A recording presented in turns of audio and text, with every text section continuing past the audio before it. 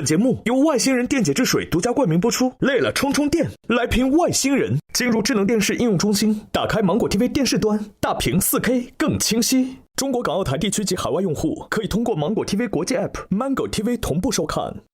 本季大侦探规则升级，设置侦探排名榜。每期由代理会长根据游戏结果发放由外星人电解质水提供的侦探徽章，玩家根据徽章数量进行排位，最终侦探排名前4的玩家将获得本季名侦探俱乐部闪耀侦探称号。侦探徽章结算规则如下：单期投凶时，侦探可在2轮各投出1票，共计2票；其余玩家可在第2轮各投出1票。若检举凶手成功，投票正确的玩家各获得1枚徽章。侦探若2轮都投对，则额外获得1枚徽章；若检举凶手失败，则真凶获得6枚徽章。此外，每期将由内投选出1名 MVP 玩家，代理会长与玩家每人可投1票。MVP 玩家将额外获得1枚徽章。代理会长作为侦探排名发起人，不参与最终排名。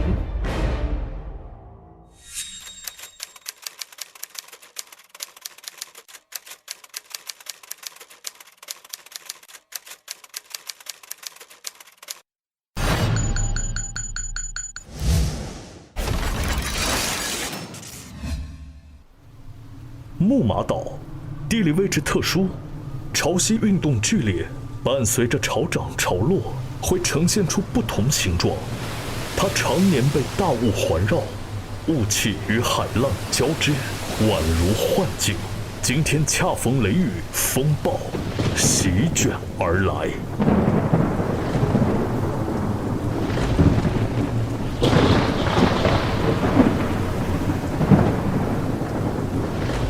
哎呦喂！我什么东西？哇！下雨啊！快下雨了！快！前面避避雨！避避雨！哇！哎啊！这是什么？哎，这有个箱子，这有个箱子！哇！箱子锁了。哇！这个箱子谁丢这儿了？我让我们想起来我们的妹妹拾金不昧，好不好？来拿走，待会儿看看是不是还给主人啊？这咋还这么多箱子？有人吗？这怎么这么大雨啊？哎呀！哎，是小珍回来了吗？小珍没有啊。哎，是谁？哦，您好。Hello。你们谁呀？哎，你们好。为什么你也有箱子？哎，你怎么也有一个？没有，我刚才就搁在那儿的一个箱子啊。所以你们到底是谁呀？什么到底是谁啊？你们2位没看出来吗？我们2个。我们是来买这个岛的，对，我们是岛主。你好，我是大岛主，我是岛民。谁问你？我有一个岛，你们一定知道，就是为我倾岛，是吗？叫这儿了啊！对，这是我的涛管家啊！对啊！哎，那这个你们刚才说小珍怎么了？我们在参加一个寻宝游戏，我们刚才已经在这个花园餐厅找到了钥匙。对，但是因为小珍还没来，所以我们一直就没机会开。对。哎，那你们有这个也有这个的钥匙吗？这是万能钥匙吧？有6个箱子，1、2、3、4、5、6，要开吗？还是？我们找到宝藏了，开啊！来开吗？现在开吗？那我们一起吧，好不好？一起开！一起开箱啊！那这个开不开啊？等一下，你用我的吧，你先用我的吧。可以开。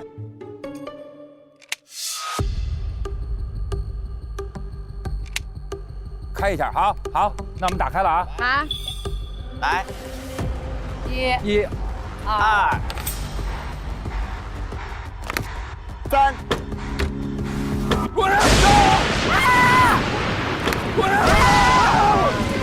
什么东西？脚不烟儿。躯干。哎呦，这是手。天哪！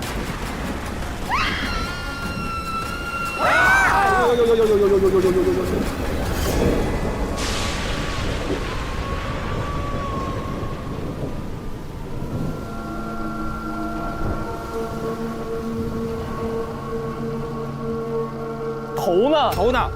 你那是头吧？过来，打！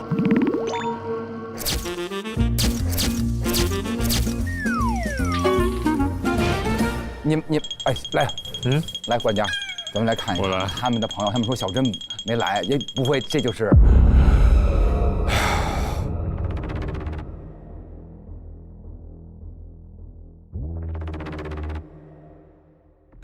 哎呦！哇，是吗？这谁啊？是吗？啊，是他是吗？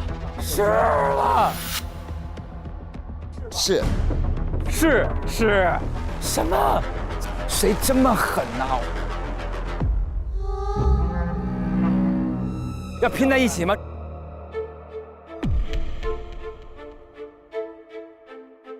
盖一下，盖一下，盖一下，盖一下，盖一下。太吓人了！太吓人了。哎呦喂，这可怎么不？还有一位呢，已经下还有去。一位正在调整。我们现在面对着这样的状况，我们只能请出来的是我的本本儿。我的本本在哪儿？大家知道，我的这位管家叫做涛，涛他有个包，包里能掏出本儿来，来掏出来，来没包。但是我有本儿。好的，哎，他就是我的随身小本本儿啊，谢谢各位。那么我先自我介绍一下啊，我刚才说过了，我已经是大岛主。那么旁边是我的管家涛管家，掌声鼓励。为什么要掌声鼓励？听我的，不要这样。好喜怒无常啊！掌声鼓励，不要这样。I'm sorry， 喜怒无常啊，可能是被暴风弄的。今天上午10点50分，我们包船来到了这个木马岛。岛，哎，冷啊冷，然后冷啊冷，痛啊痛。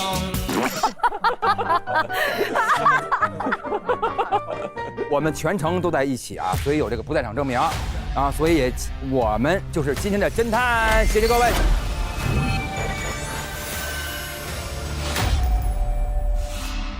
现在是 M225年的4月2号上午11点10分，在木马岛发现了一起凶残的分尸命案啊！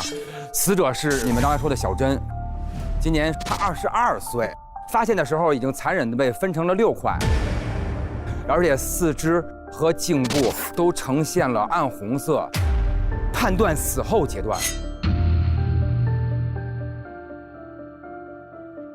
现在岛上除了我跟我们这个涛管家之外呢，只有你们5个人，锁定你们当中。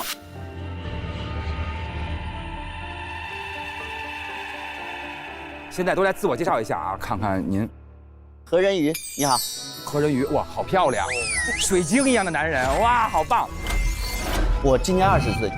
Let it go，Let it go，Let it go， 我爱莎的好朋友。你爱杀人的。哦，爱莎！哎呀！来，下一位，该您了。哦，我是欧咔嚓，我22。那您把他咔嚓了。是他！今天这么玩的呀？呼，咔嚓咔嚓，咔嚓呼，咔嚓咔嚓咔嚓咔嚓，欧咔嚓，咔嚓咔嚓咔嚓，欧咔嚓。咔嚓咔嚓，好嘞。你是谁？我知识就是力量，我叫张知识。我22。你指使别人咔嚓了他，对不对？我指使啊，我指使你们所有人。就是你，就是我呀！该您了。我刘画画。滑了！哎呀，刘滑了！哎呀，刘滑了！哎呦，你叫荣什么？你们给我找找，我叫荣扑通。荣扑通。这是把它切完了之后扔到海里，扑通。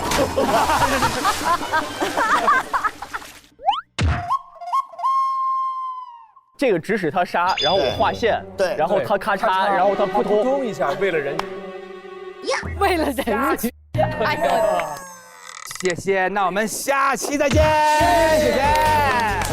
有一种不想开始就不想了。咱们今天要把它那个水落石出。现在我们来开始做自我介绍，跟不太讲证明白。谢谢各位，来开始。好。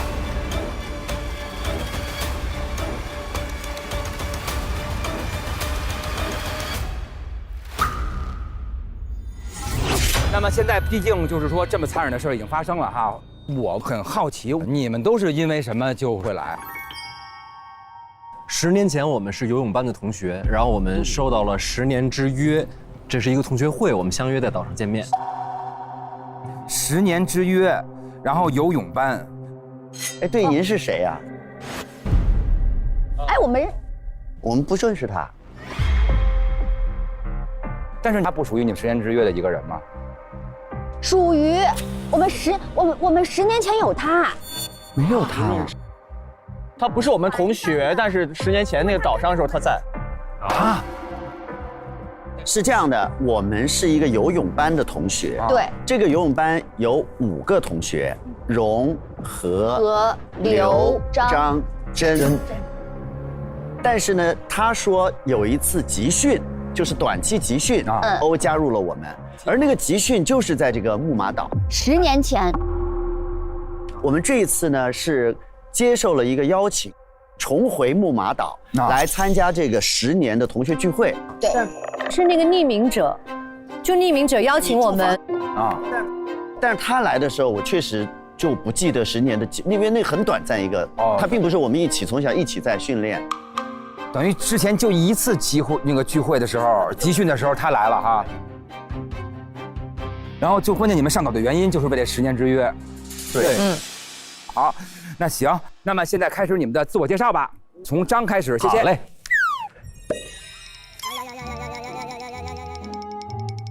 先画一只鸟，为什么呢？要对未来的你说，鸟鸟鸟鸟鸟鸟鸟鸟。你好，你好，你好，你好，你好，你好，你好，你好，你好，你好，你好，你好，你好，你好，你好，你好。哎，再画一颗心，为什么呢？为什么呢？拯救所有的不开心。知识就是力量，我就是用小故事拯救所有不开心的儿童绘本作者张知识。儿童绘本哦。哎，你们闻见了吗？啊。闻到了吗？你脑子糊了，应该。不敢整，不敢整。什么时候封的？夹子张哥，谢谢你这么可爱的自我介绍。行了，好了，那么下一位刘。哇，齐白石画虾啊，达芬奇画蛋啊，我画虾扯蛋。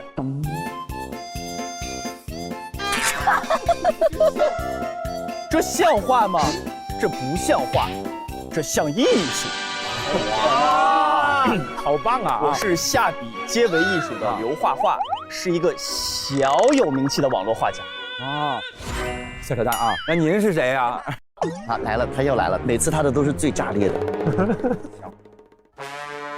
躲开一点，给他空间。我们准备好直接投海啊！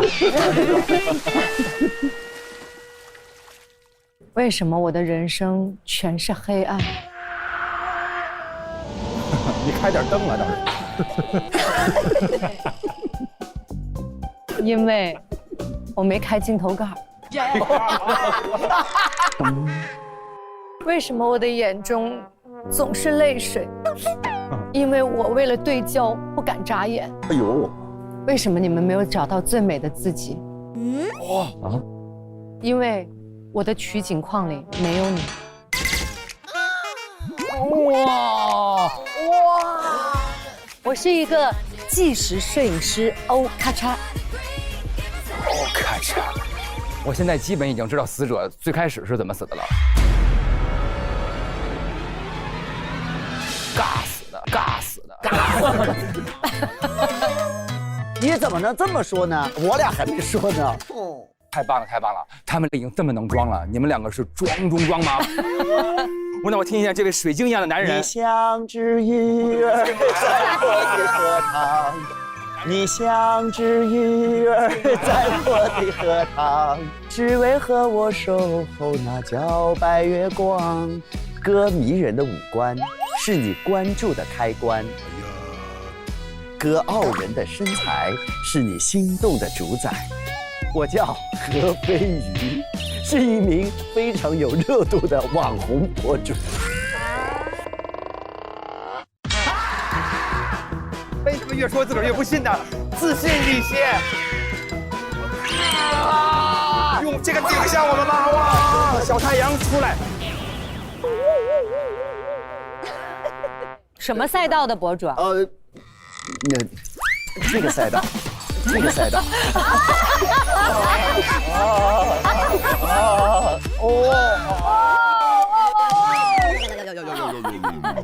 好，您来了。我的日常很普通。早上在食堂咕噜咕噜干饭，上午在学校吭哧吭哧挑战，下午在泳池扑通扑通比赛。比哦，我第3句没押上啊！哎呀，我就是一入水就不普通的龙扑通。我是一个大学生，然后是一个体育生，游泳健将。对。那行，我见到你们的时候，你们都在干嘛呢？就是因为我们俩进来的时候有点下雨啊，下雨了。各位都在干什么？我们今天在玩一个寻宝游戏，这也是我们10年之约的重要内容。这个寻宝游戏是谁说要玩的呀？是那个匿名者。你住房间的时候，你就会看到它有一个给你的一个说明，说欢迎你来参加我们的寻宝游戏，有5个地点玩法。对，然后10点钟开始，先去抽取寻宝地点，然后大家去找，找完了之后，我们在什么时候集合，然后必须所有人到齐之后一起打开。那个箱子本身是说好的一个内容。对，就是他会把不同的箱子分散在岛上的不同的地点，然后我们每个人去找。所以你们已经找完了，然后放在这儿。因为说好的，大家约好要一起开。还有一个信息，提前告诉一下2位侦探，我们这个寻宝行动昨天已经进行过一次了。那昨天开箱了吗？昨天是别的东西。昨天玩的寻宝游戏是我们找到我们当时10年前写的愿望纸。所以你们跟死者的关系都是一样，对，是吧？对。同上，然后现在也是同事。啊？你跟真是同事啊？现在对。那为什么把它切开啊？因为他想跟同事切磋。切磋哦，先搓再切，搓完再切，哇，切磋，好，行，那我们就说一下最后这个死者还活的时候，就你们最后一次看见死者的时间是什么？9点到9点10分，在早餐的时候见过他。我也是9点到9点10分。9点10分，我们俩离开餐厅之后，在客房岛台分开，然后我就一直在房间。从花园餐厅到岛台要10分钟。你们是10分相遇的，然后在20在岛台离开，对吗？对。9点55，我到岛台集合拿工具，然后这个时候我遇到了大家，除了小珍。工具是什么东西？就是我们要去寻宝嘛，然后我们每个人分到的地点都不一样。比方说我要去泳池寻宝然后我就需要一个打捞工具，就是对于我来说就是一个网然后这个时候突然下起了毛毛雨，我回房间穿了雨衣然后就出发寻宝了。10点47的时候，我提着宝箱回来。10点47，好嘞，行。这位刘艺术家，我回去之后呢，也是在房间待着，然后9点55也是集合，然后集合的时候见到了所有人，除了小珍。然后我是去瀑布，我拿的那个工具呢，是一个网子。网子啊，就是那个我也找到了。然后我是10点48回。我9点15的时候就离开餐厅了，然后就没有再见过珍了。那你离开的时候，他还在餐厅吗？对，我作证。我也是9点15离开餐厅的，我离开餐厅的小珍还在。我跟何离开餐厅，我们在岛台分开之后，我就回房间了。然后也是9点55分，我去岛台拿工具，我遇到了大家，我拿的铲子，然后就下毛毛雨了，我又回房间穿了雨衣。我去的是沙滩，我是10点50分拿着宝箱回来的。9点55到了岛台集合，但小珍不知道为什么没来，不知道她在搞什么东西。然后我拿了我的工具，也是一个网子，王子回拨，我去了许愿池。中间也是啊，因为我拿了那个网子之后要去的时候下了毛毛雨，于是我回房间穿了我的雨衣，出发去许愿池寻找今天的宝藏。我10点40，带着我好不容易寻到的宝箱回到了餐厅。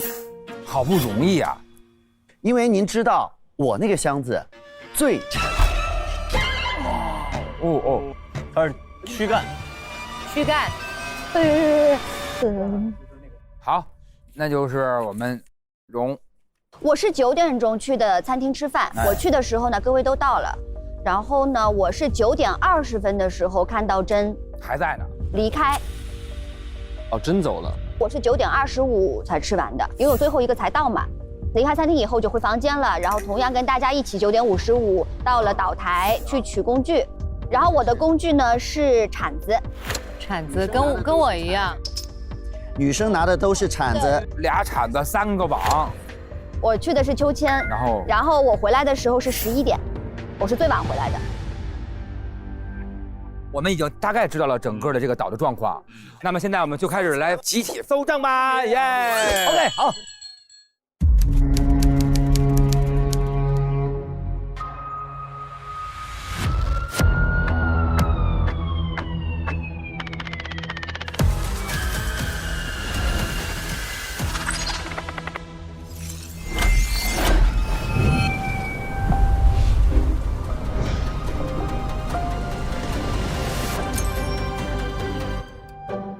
来吧，朋友们，让我们来抽取今天的探案神器吧！来吧，来喽！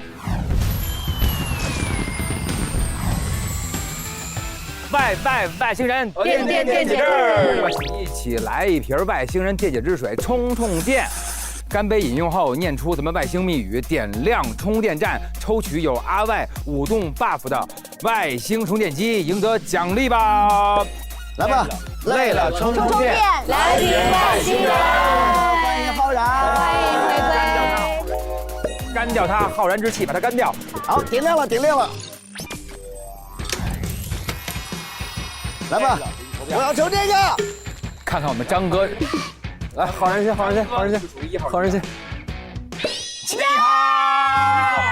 7号，不错，耶，可以。我要5号。哎，6号。 4号，我是3号。1，你看看，侦探肯定是1个。2，哇，侦探和助理。哎，好了。不是，哇，你俩走了，我们去谁去啊？你俩走了，我们给谁洗脑啊？没事儿，看 buff 是谁的，肯定是我们的别人。是，又是7又是8，第一次哎。外星人，点解质，累了充电，来瓶外星人。开心！哇，你看这个好运水晶，好，好运水晶。那我们就一起去现场吧，走，搜证吧。来吧，那么我们就开始喽。月亮转呀转，星星不见了。这歌你们每个人都会唱吗？月亮转啊转，星星不见了。哇塞，还说你唱歌带着口音唱，月亮不见了啊！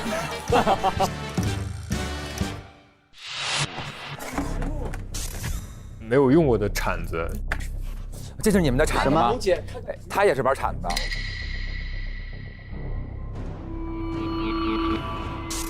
潮汐预报啊，9点半到11点半吧。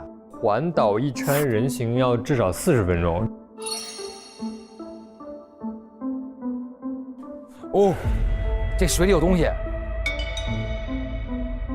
哦，这就其实是一个沙盘。这儿写着说咱们涨潮还有时间，还有模拟器，它能模拟这个涨潮。哦，那好酷哎！12点涨潮。何飞宇啊！我要拆了你家！歌傲人的身材是你心动的主宰。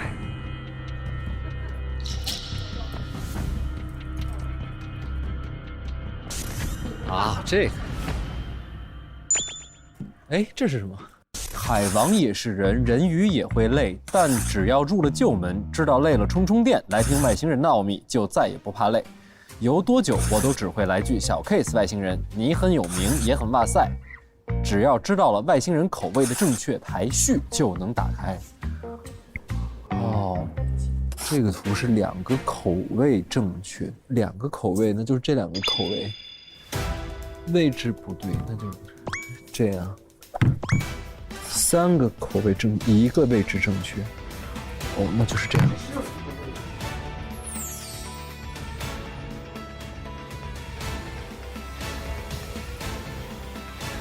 哦，打开了，这么快就打开了。这个题很简单。蝶飞飞，蝶飞飞，小孩蝶有。飞碟飞，飞碟追，碟追追，碟飞飞。飞碟飞，飞碟追。他从小到大都是一个游泳冠军。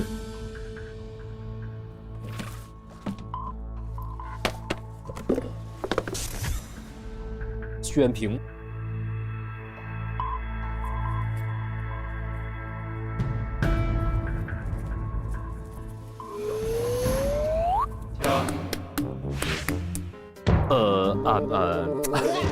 怎么了吗？手到用时方恨短。你试试用这个弄一下。哦，眼镜腿儿。它是卡死在那儿。哦。想要它消失，我就能成为第一。我搜张吧，张知识。我就是用小故事拯救所有不开心的长知识。这是每个人都有的邀请函。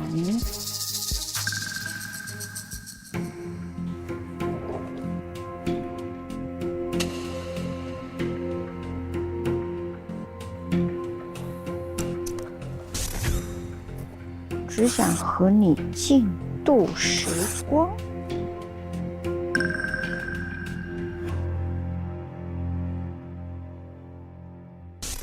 张知识绘画错过的岛，岛，快看啊！从没有见过这么漂亮的小岛，哇，真的好美！我和我最好的朋友来到约定的岛了，很温馨哎。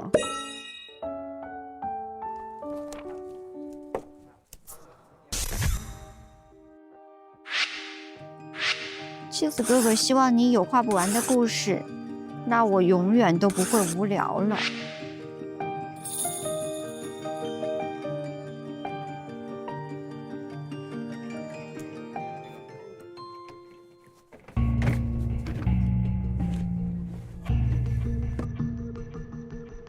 钱包。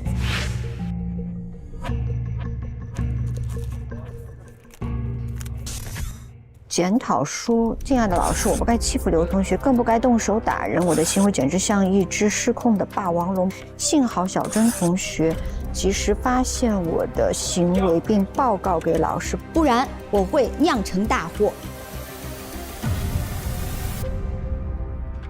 我去欧咔嚓。我是一个纪实摄影师欧咔嚓。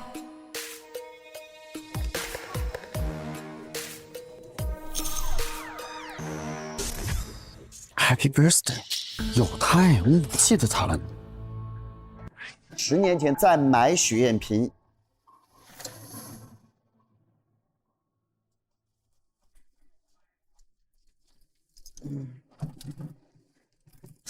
许愿瓶，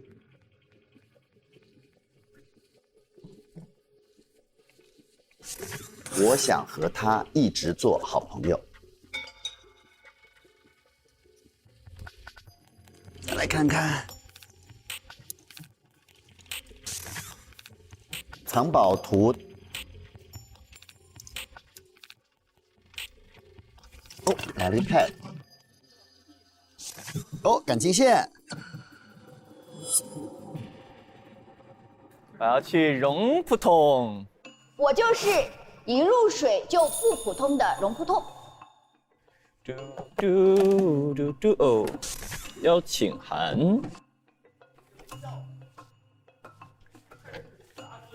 哎。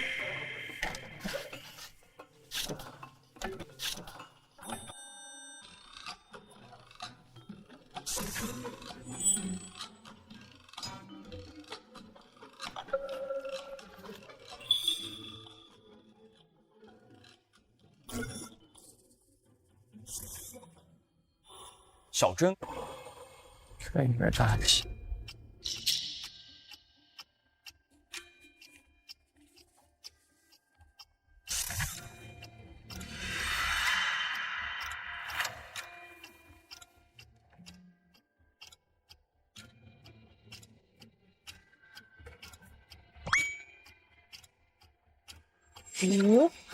海德。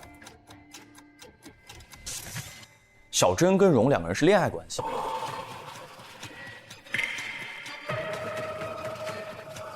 我这里已经找到了爱情故事线了，这么快？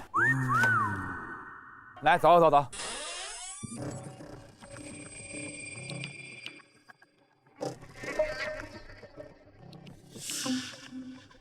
嚯，哥这么明显吗？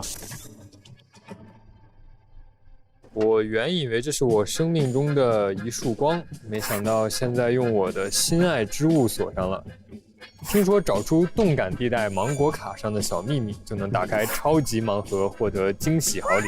想知道里面究竟藏着什么吗？那就去揭开深藏于动感地带芒果卡背后的玄机吧。这是什么？4张卡。将动感地带芒果卡放置在感应区上，抽屉自动打开。啊，背面有图案。哦，按照底下的数字平移的话，0401，对应的就是愚人节，也应该是这个小丑的图案。好棒！收据，船票买了6张，那他们是一块儿来的。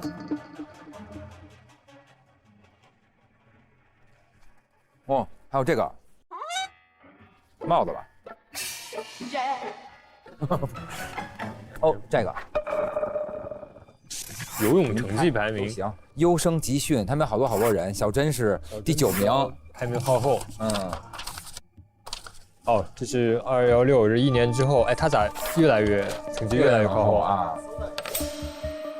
哎，他们后面怎么就只有荣扑通了？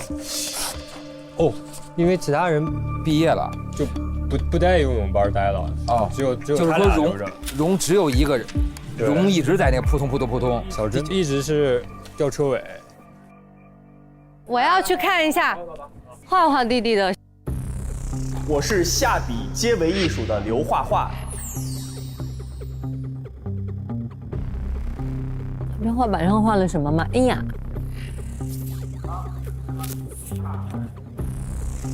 小伙伴，还记得我们的10年之约吗？4月1日约定的木马岛215，居然不能是明明是时候重启。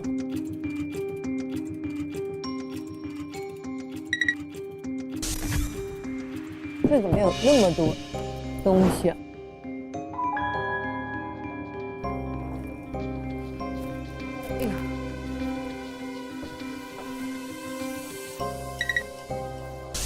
哎呀，小漂流瓶啊！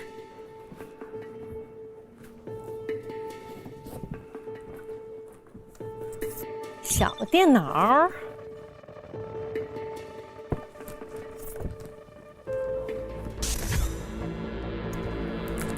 刘顿不画的画，214年、222年，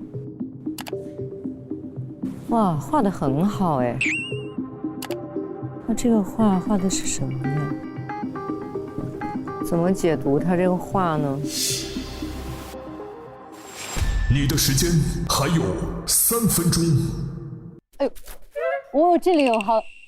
哎，你露出马脚了，小刘，你这外边撒了好多土啊！你这外边，哦呦，这个是需要开锁的。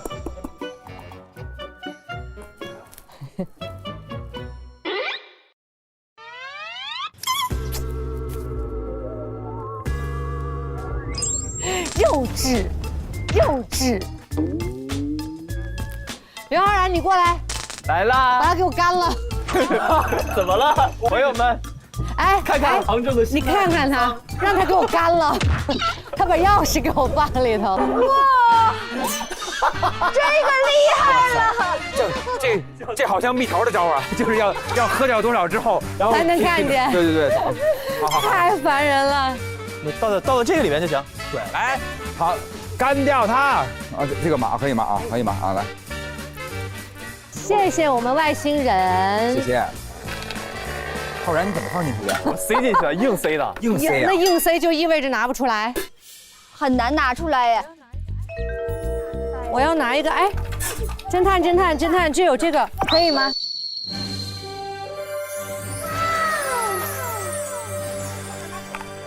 哇塞，哇，好棒！你这个想法真的是要有脑子的人，一般你都弄不，我是这样吗？夹住它，这样晃吗？什么东西啊？测一下。测什么呀？对，你啊，没有什么不行的，只要心。你看看，还得说夸我，厉害，真是棒！大拇指能从你鼻孔里吗？哇，好棒啊！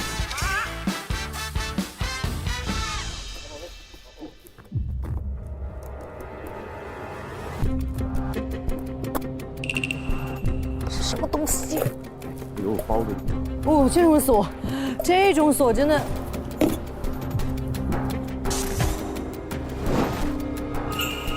这是什么意思呢？搜证时间到，哦，到了，请离开现场。获得外星充电机的玩家可继续搜证加时100秒。好，我来继续搜，来搜搜看杂物间。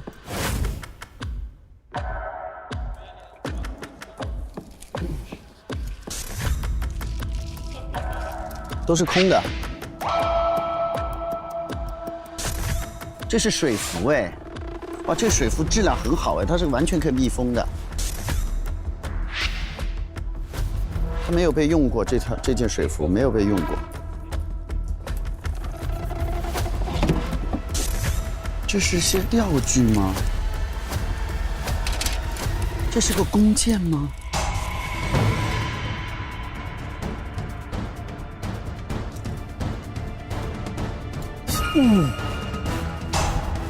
搜证时间到，请离开现场。好。第一次集中推理，根据搜集到的线索完成推理。咱们就先把这个地图给画了呗，它不有一大圆吗？来，画一个超大的圆。这儿是那个许愿池，对，是河，我来填。然后这儿是泳池章，是流，秋千是绒，这是沙滩，然后这儿有一个灯塔，然后这是咱们的客房。那给针贴哪儿？针把它撕成两块，针就贴在正中间吧。贴在。嗯，行。就人物关系上的话，他们5个人都是同学，算是。嗯，对。但是这个欧不知道哈。哎，现在有一个信息就是说，餐厅到这儿不要10分钟嘛？哦，对，然后对，好像走一圈是要40分钟，就这个沙滩上面。行了，就这意思呗。然后等他们来吧。故事一定非常的精彩，一错再错的故事肯定很精彩。有请我们水晶之河，水晶河，飞鱼河，水晶河。我本来觉得欧的故事其实还蛮简单的，不是简单重要的，因为我觉得你是可能是一个非常非常重要的一个旁观者视角啊，因为他是一个摄影师，不管是10年前的事情，还是今年的事情。他都有很多侧拍，还有照片啊，10年前就有啊。首先呢，他是一个非常优秀的纪实摄影师，然后还上了杂志。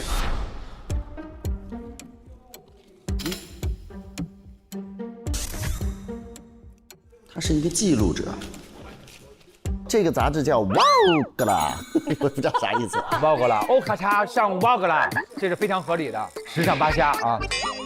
然后呢，在关于他的这一页的专属的里面呢，首先就是问他的摄影之路是从什么时候开始的。他说呢，应该算是5岁的时候吧，我妈妈送了我一台胶卷相机，从那之后我就爱上了摄影。那在你的职业发展历程当中，最具转折意义的节点是什么呢？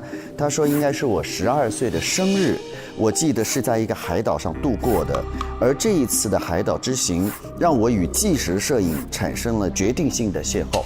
哦，我想问一下，12岁生日是不是就是我们那一次来海岛的集训？集训是10年前吗？对，10年前。对，2015年的4月1日。对，2015年您12岁。然后呢，我们来看看10年前他记录下了什么。首先呢，是4个小朋友在沙滩上这个大树下面，没有针吧？在买许愿瓶，有针。4个小朋友有小珍、小何、小荣和小刘，请注意没有小张。而这张照片是小欧拍的，意味着这也有我，但没有张。对，我10年前就没上岛。那你们说你们聚会？是这样，10年前我们是在同一个游泳班，但是我因为一些个人原因没有参加这次集训。然后10年后，我作为这个班的成员也受到了邀请，但是因为我10年前没有来过，所以我昨天比他们少了一轮寻宝。是的昨。天你没参加？对，昨天的寻宝。今天刚来的。不，我们是同一天。昨天我们的寻宝是寻找我们10年前的许愿瓶，哦，10年前买了一个许愿瓶，时间胶囊就是那个意思啊。然后我们不是也约定了10年以后重启这个瓶子嘛？确实是因为那个集训班的小朋友合影里面也没有小张，沙滩上写着 Happy Birthday， 但是很就是让人疑惑的是，小欧很不开心。因为蜡烛都是海风吹的呀，自个儿没吹啊，有可能就很不开心。为什么那么不高兴啊？这一天是小珍生日啊，你生日啊？对啊，我也记得是小珍的生日哎。他们俩都生日吧？刚才你也说了你的生日。不是你因为生日来到海岛上度过吗？是的，因为那一天也是我的生日。也是你的生日哦，所以大家只给小珍过，没给你过，所以你不开心。对。Happy birthday to you。关键今天不是他生日啊，咱们这生过呀。 10年前那次。今天是吗？哇，跟所有的烦恼说拜拜，跟所有的烦恼说嗨嗨。哇，这样的，而且真好，今天也是小珍的忌日。啊！收回。所以因为没有人记得你的生日，你不太开心哈。然后呢？怪不得，因为我这里有张照片是甄教练，就是我们的教练给小珍送了一个什么东西，好像是一个玩具啊、机甲什么之类的，应该是他的生日礼物。哦，对，我们的教练是小珍的父亲，对吧？对。那关于10年前的这次，你有什么回忆或者有什么可以跟我们分享的吗？因为10年前我跟你们一起到了这个岛上，我知道我跟大家都不认识。但是呢，他们都很热情的带我一块玩。当时，哎，那我想问一个事，因为我的记忆当中，其实你不是我们游泳班的嘛？对。但是我们是上岸之后才发现多了一个小伙伴，他是藏在我们的那个船上，跟着我们一起上的岸。所以你当时是？我当时就是听到你们大家说要来这个岛上玩，我的生日嘛，我说那我也想去一个好玩的地方，然后就跟着你们一块来了。他生日，然后他硬凑着跟一个他不认识的班，然后要跟人家参加，然后人家没给他过生日，他还不高兴了。他没有，他不是不高兴，他是有些落寞，因为他生日他想蹭个团，跟团来了。真是，我怎么就没蹭着团去马耳他呢？都记住这事儿啊！哇塞，在这儿这么着，你跟大勋组个团，你们俩单门去一趟啊！没去过，怎么了？没去过马耳他，怎么不能玩了吗？还能玩，能玩。憋坏了，你知道吗？憋坏了，听不下去了。然后呢，又拍下了2个小朋友在沙滩上，有一些肢体的接触。有一个小朋友把另外一个小朋友推倒了，然后呢，这个推别人的小朋友呢，好像是我，然后被推倒的小朋友好像是小珍，对吗？嗯。另外一张呢，好像是灯塔。哦。然后呢，是小珍拉着小刘往里走，小刘的表情好像不是特别的开心和情愿。啊，这不知道是不是我自己的解读，因为这个图他们进一个门里头啊。对，一个门里头。我怎么也不记得这件事情。许愿瓶埋在地下以后，我在这个岛上就是游览吧，我就走到灯塔那边去。但是呢，我路上呢就看到了这个何飞鱼和小珍在争吵。然后呢，小珍好像要把何飞鱼拉去什么地方，然后呢，你好像就是不愿意，然后2个人就扭起来了。开心了，扭起来，只有我最摇摆，没有人比我帅。哎，不去，只有我最摇摆，我不去，哎，不去。 2个人扭打起来了之后呢，你就推了他，然后你转身就走了。哦，他要拉我去一个什么地方？对，然后我就拍下来了。灯塔，对不对？但后来他就拉他去了，对吧？对。何飞鱼走了之后呢，我就决定跟随那个小珍，我看他们俩到底发生了什么事嘛。后来我跟着他走，小珍呢就找到刘画画，然后呢他就跟他说了什么我不知道。刘画画就跟着这个小珍往灯塔的方向走了，然后我就一路尾随过去。明白。所以您的纪实是属于跟拍类的，是不是？就是属于。我也不知道当时是怎么想的，可能就小朋友嘛，因为我当时我们都是小孩，很好奇，对不对？就好奇，就是拿着相机就拍呗，然后就看到那个小珍把刘带到灯塔里面去了，然后我就好奇也跟进去了呀，跟进去以后里面一片漆黑，什么都没有，我就开始害怕，我说小珍你在吗？你们有没有人在啊？我说我好害怕，这里好黑啊，没有人理我，我就害怕，后来我就往外走了。我就出来了，他们我就没有见他们啊。这些照片就是这么一路这样拍过来的。然后10年前就发生这些是吗？对，是的。接下来呢，在他房间发现了大家房间应该都有的，就是一封这个邀请函。然后再补充一些公知信息，在欧娜发现了这个藏宝图，当然我们大家都有啊。它这里会有2个，一个是4月1号，也就是昨天我们会收到的，他会写到说：好久不见，小伙伴们，还记得小时候的寻宝游戏吗？许愿瓶已藏在不同的宝藏点，等待你的发现。游戏10点开始，请大家提前到岛台集合，抽取自己的宝藏点，并拿取工具。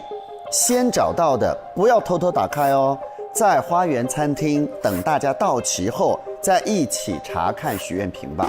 哦，就昨天你们寻完宝之后回来有一个互认自己的，对，你就自己去拿自己的。然后呢，接下来是今天的，这等于是昨天玩这个之后，又收到了一张新的藏宝图。今天游戏大家玩得还开心吗？这只是热身哦，明天的寻宝游戏才是重头戏啊！是重头，我那个头最重了。明日的规则和今天一样，大家现在就抽取自己的宝藏点吧，祝大家好运。抽取的哈，对。好，我们来看一下接下来发生了什么，就是在上岛之后。纪实摄影师欧咔嚓又咔嚓了大家啊！首先第一张照片是4月1号他拍到的一段感情线。荣站在一棵树边，张站在他的对面，一拳打在树上了。你是那个袁华？不，这东西太难了。对啊，雪花飘飘。在9点55的时候，我就带上了网子，我想要多拍照片嘛，我也带上了我的相机，然后就去各自抽签的地点拿东西，然后找我们的许愿瓶去了。所以我舍近求远，我绕着这个环岛的路往许愿池走。我走到灯塔附近，就拍到了这张张和荣的照片。对，当时就是看到他们俩在打一个很暧昧的架，可能就是暧昧的架呀，在打一个很暧昧的架。事实和别人看到的有时候，我就觉得挺有氛围感的，我就拍下来了。啊，氛围感，氛围感。有什么要说吗？你们？你们两个就是我看到了他有一个非常不好的行为，然后我实在是看不下去了。然后我就冲上去制止了他，制止了。然后呢，他就很生气，他就一拳打在了那个树上，说：“你不要乱说。”对，因为我觉得他对我有误会，就真相跟他看的不一样。对你别胡说。他对谁做了很不好的行为啊？你一点都不记得了吗？可能他不觉得那是件不好的事儿。对他不觉得，就是说，所以是你误会了。啊，原来是这样，对不起。其实我当时还觉得蛮奇怪的，因为我们第一天的这个任务去找那个宝瓶嘛，但是张其实他是没有宝瓶的呀，他怎么也会加入了？是不是？所以你对小刘到底做了什么呢？真实的是什么呢？真实的是这样的，就是因为我对一些往事的好奇，再加上昨天那个游戏我不是不参加嘛，所以其实9点55那会儿我就没事儿了。然后我看到你们在寻宝，因为我跟刘之间的一些往事，所以我决定跟着他一起行动。然后到了灯塔的时候，他就突然发出了土拨鼠尖叫。对，这个我承认，我确实是听到了土拨鼠的尖叫，然后我才冲过去的。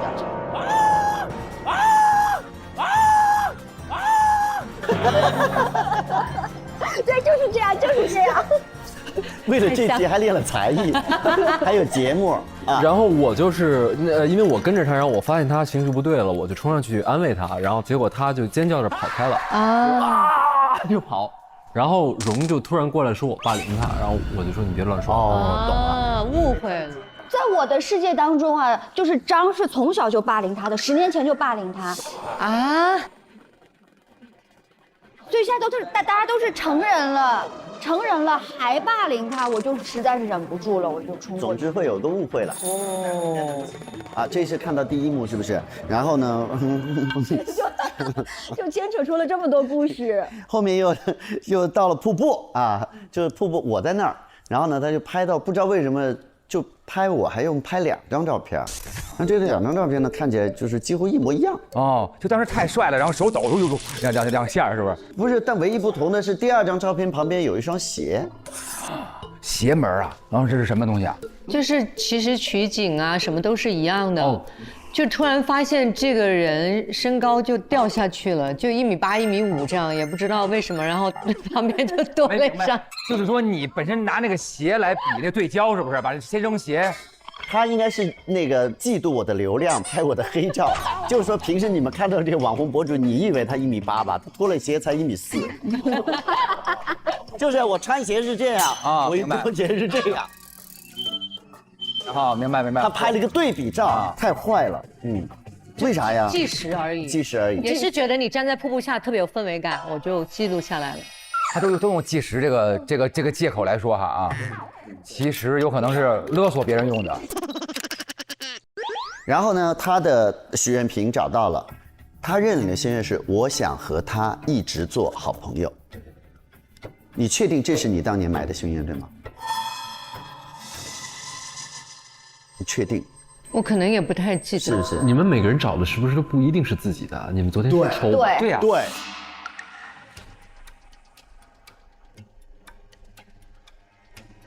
稍等，等一下，所以说，我们每个人昨天的瓶子都是在哪儿找到的？能说一下吗？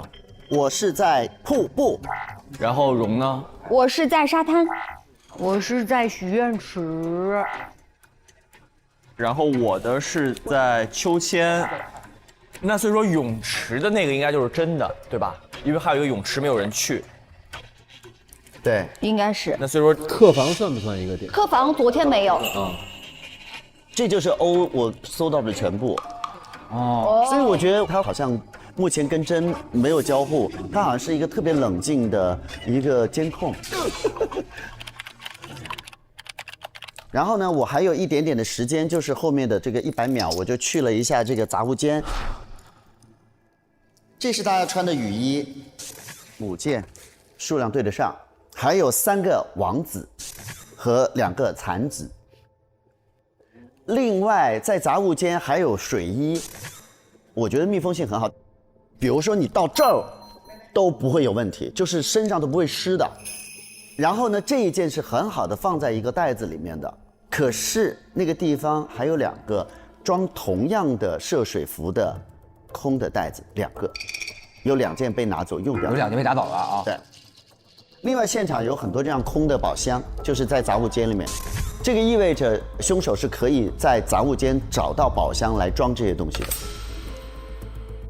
然后呢，在杂物间有一个很大的工具箱，这里面有一个我觉得不对劲的东西，是一个非常精美的一个弓箭，或者说像是精致了吧？它只有这么大，这么点的弓箭啊？是吗？我试了一下，很有劲儿，这个东西非常有劲儿，砰一下，它在那个沙子里面冲穿很远。哇，是我觉得是有杀伤力的。但是对死者身上没看到贯穿伤，没有伤。我就找到这些，谢谢。哇，厉害厉害厉害！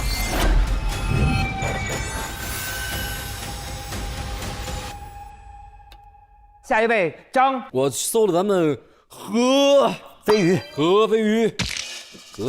这个人呐，他是一个海王。啊？他之前不是说他是一个网红吗？我翻他一个手机。啊，对，还有密码。火山爆发，火锅。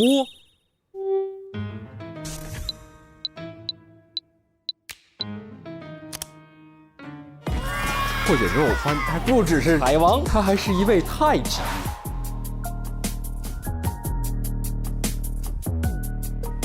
哇！我的名字叫何飞鱼，我现在的工作是一名男人鱼。你忘了吗？我跟你们说过，我都说了我的工作。你们老以为我在跳舞，我其实在水里固有呢。你就是一个那种把自个儿当茶包用嘛，一直泡自己啊。是这样的，在我的工作单位，你每天要换不同的造型和想法。那像这个咱们的国潮如此的汹涌啊，那是，所以呢，这个肯定这一波的热潮我们也要赶上啊。这才叫流量嘛。然后请注意他的这个平台的评论区下面啊，有一些他的粉丝给他的留言点赞非常高。他说我老公2米猛男，谢谢大家的喜欢。然后另一条也提到了，是啊，2米猛人鱼，我直接吻上去，是另外一个人写的，也就是说他立的这个人设就是2米猛男。你笑什么陶在这方面陶笑的有一种看热闹的感觉，还自个儿还舔舌头，你看我什么意思？为什么好这口啊？那个评论就是掏。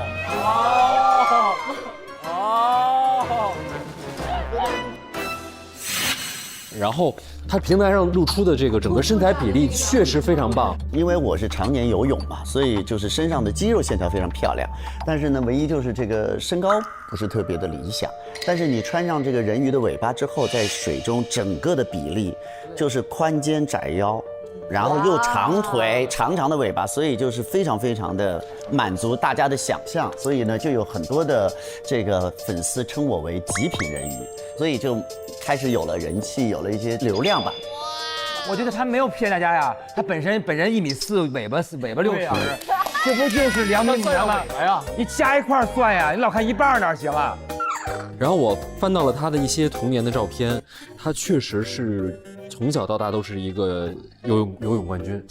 2015年的1月，蝶飞飞少儿蝶泳赛冠军；2月，青蛙王子蛙泳赛冠军；3月，孤勇者少儿混合泳赛冠军。哇，好羡慕！然后有一张我们游泳班的合影。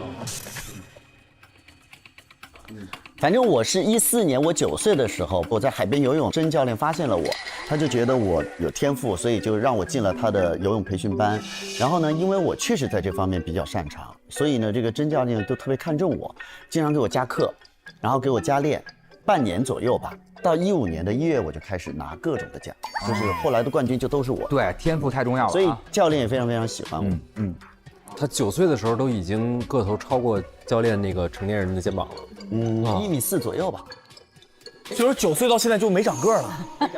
没怎么长，哎，没怎么长。后来发生了什么呢？啊，他2015年的4月1号去看了一个急诊。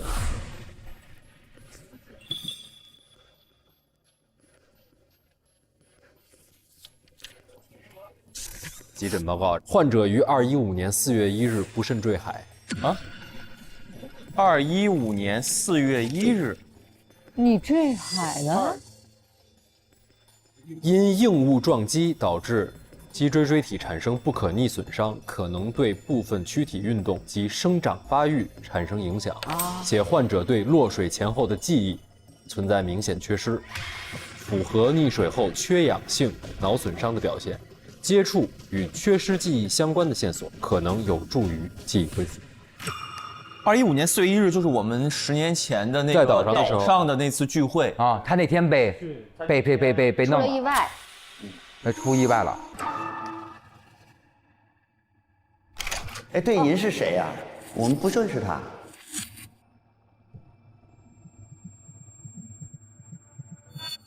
我是4月4号醒来的时候，发现我在医院，浑身像灌了铅一样的疼难受，同时呢背部剧痛。然后后来看到这个报告，我才知道我是4月1号受过伤害啊。然后呢，这个伤害对我来说有2个损伤，一个是导致我运动机能的损失，另外一点它就是让我从此不再长高啊。所以呢，我到现在为止，现在20岁，我依然是1.4米。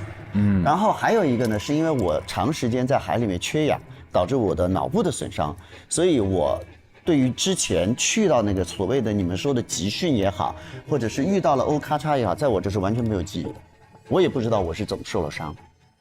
因为当时呢，我的父母去调查了这件事情，当时参与过这个游戏的小朋友说，我遇上了幽灵洞。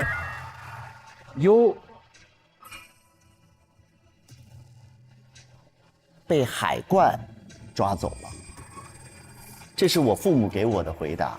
但是你父母信这个？我父母和我都觉得过于离奇，但是大家都这么说，所以父母就说那应该是一场意外吧，因为不可能所有人都撒谎。对，我们走的时候就听说河遇上了幽灵洞，然后被海怪抓走了，受很重的伤。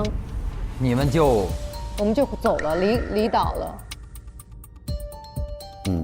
等于就是4月1号什么时候受的伤也不知道是吧？不知道什么时候掉下去的，因为4月1号你们不是还在一块玩呢吗？是不是？不知道了。不是10年前的4月1号的白天，我们就开始寻宝了。然后寻宝过程当中，其实我也出现了一些，寻宝过程之中就出事儿了。那10年前你们寻的什么宝呢？就是甄教练给我们准备了很多礼物，就是说放在不同的这个景点里面，秋千啊、瀑布啊，你们自己去找。是这样，我真的不知道。所以你们所有人都有那种类似失忆的症状？我有。我没有吧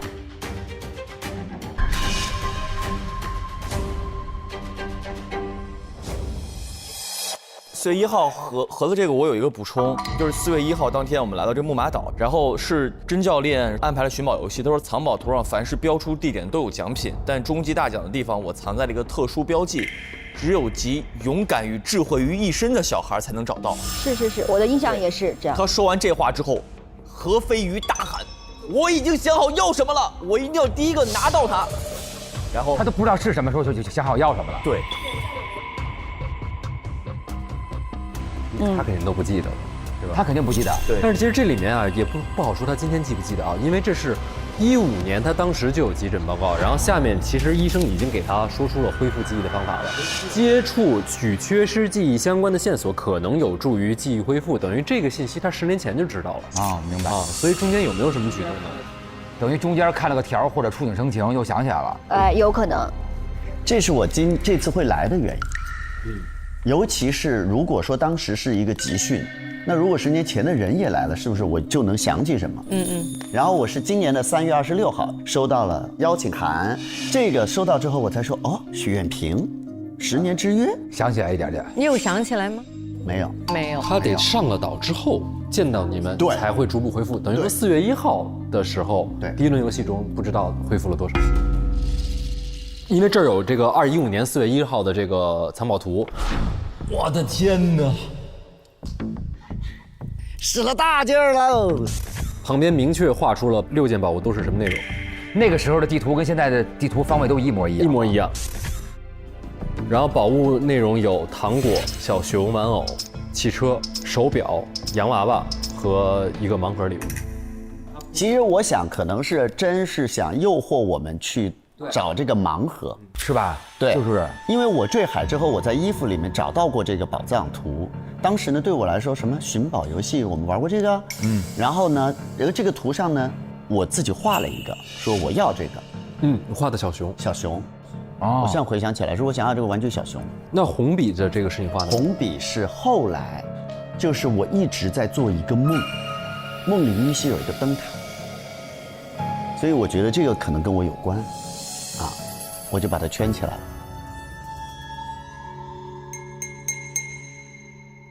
然后咱们再说一下，就是昨天的事儿，因为昨天他们玩了一个游戏，所有人去找当年的许愿瓶嘛。然后何去的是瀑布，何去的是瀑布，然后他找到的不知道是谁的瓶子啊，但内容写的是，想要它消失，我就能成为第一。想谁消失呢？那一定是当年的第一，是谁呢？那就是何。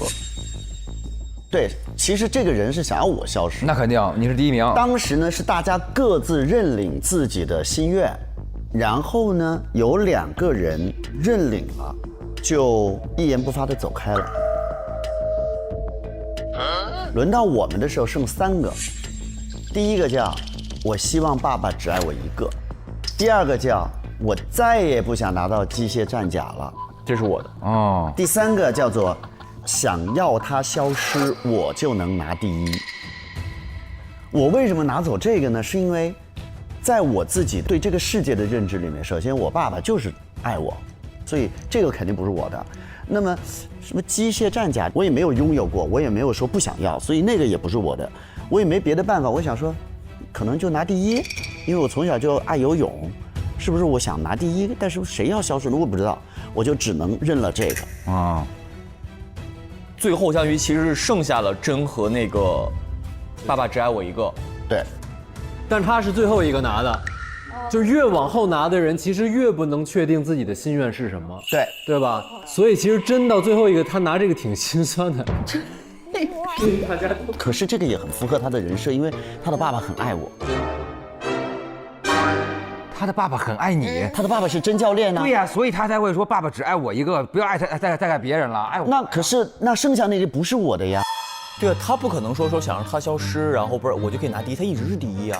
对，就是说他拿到的是别人的那个肯定是。那这里面没有我的心愿，那谁把我的心愿拿走了？对，有人拿着您的心愿呗。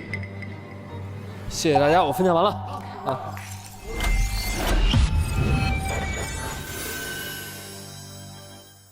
那么有请有可能成为 MVP 的荣，现在有请上讲述您的故事，讲述您看到是谁了。我去的是张的房间。我们这次呢，每个人都收到了一个邀请函才来参加这一次的这个，但是他的不一样哦。小伙伴，10年前你错过了4月1号约定的木马岛 M215届集训营同学会，这一次一定要来哦。这个人知道他10年前是被邀请，且他没来。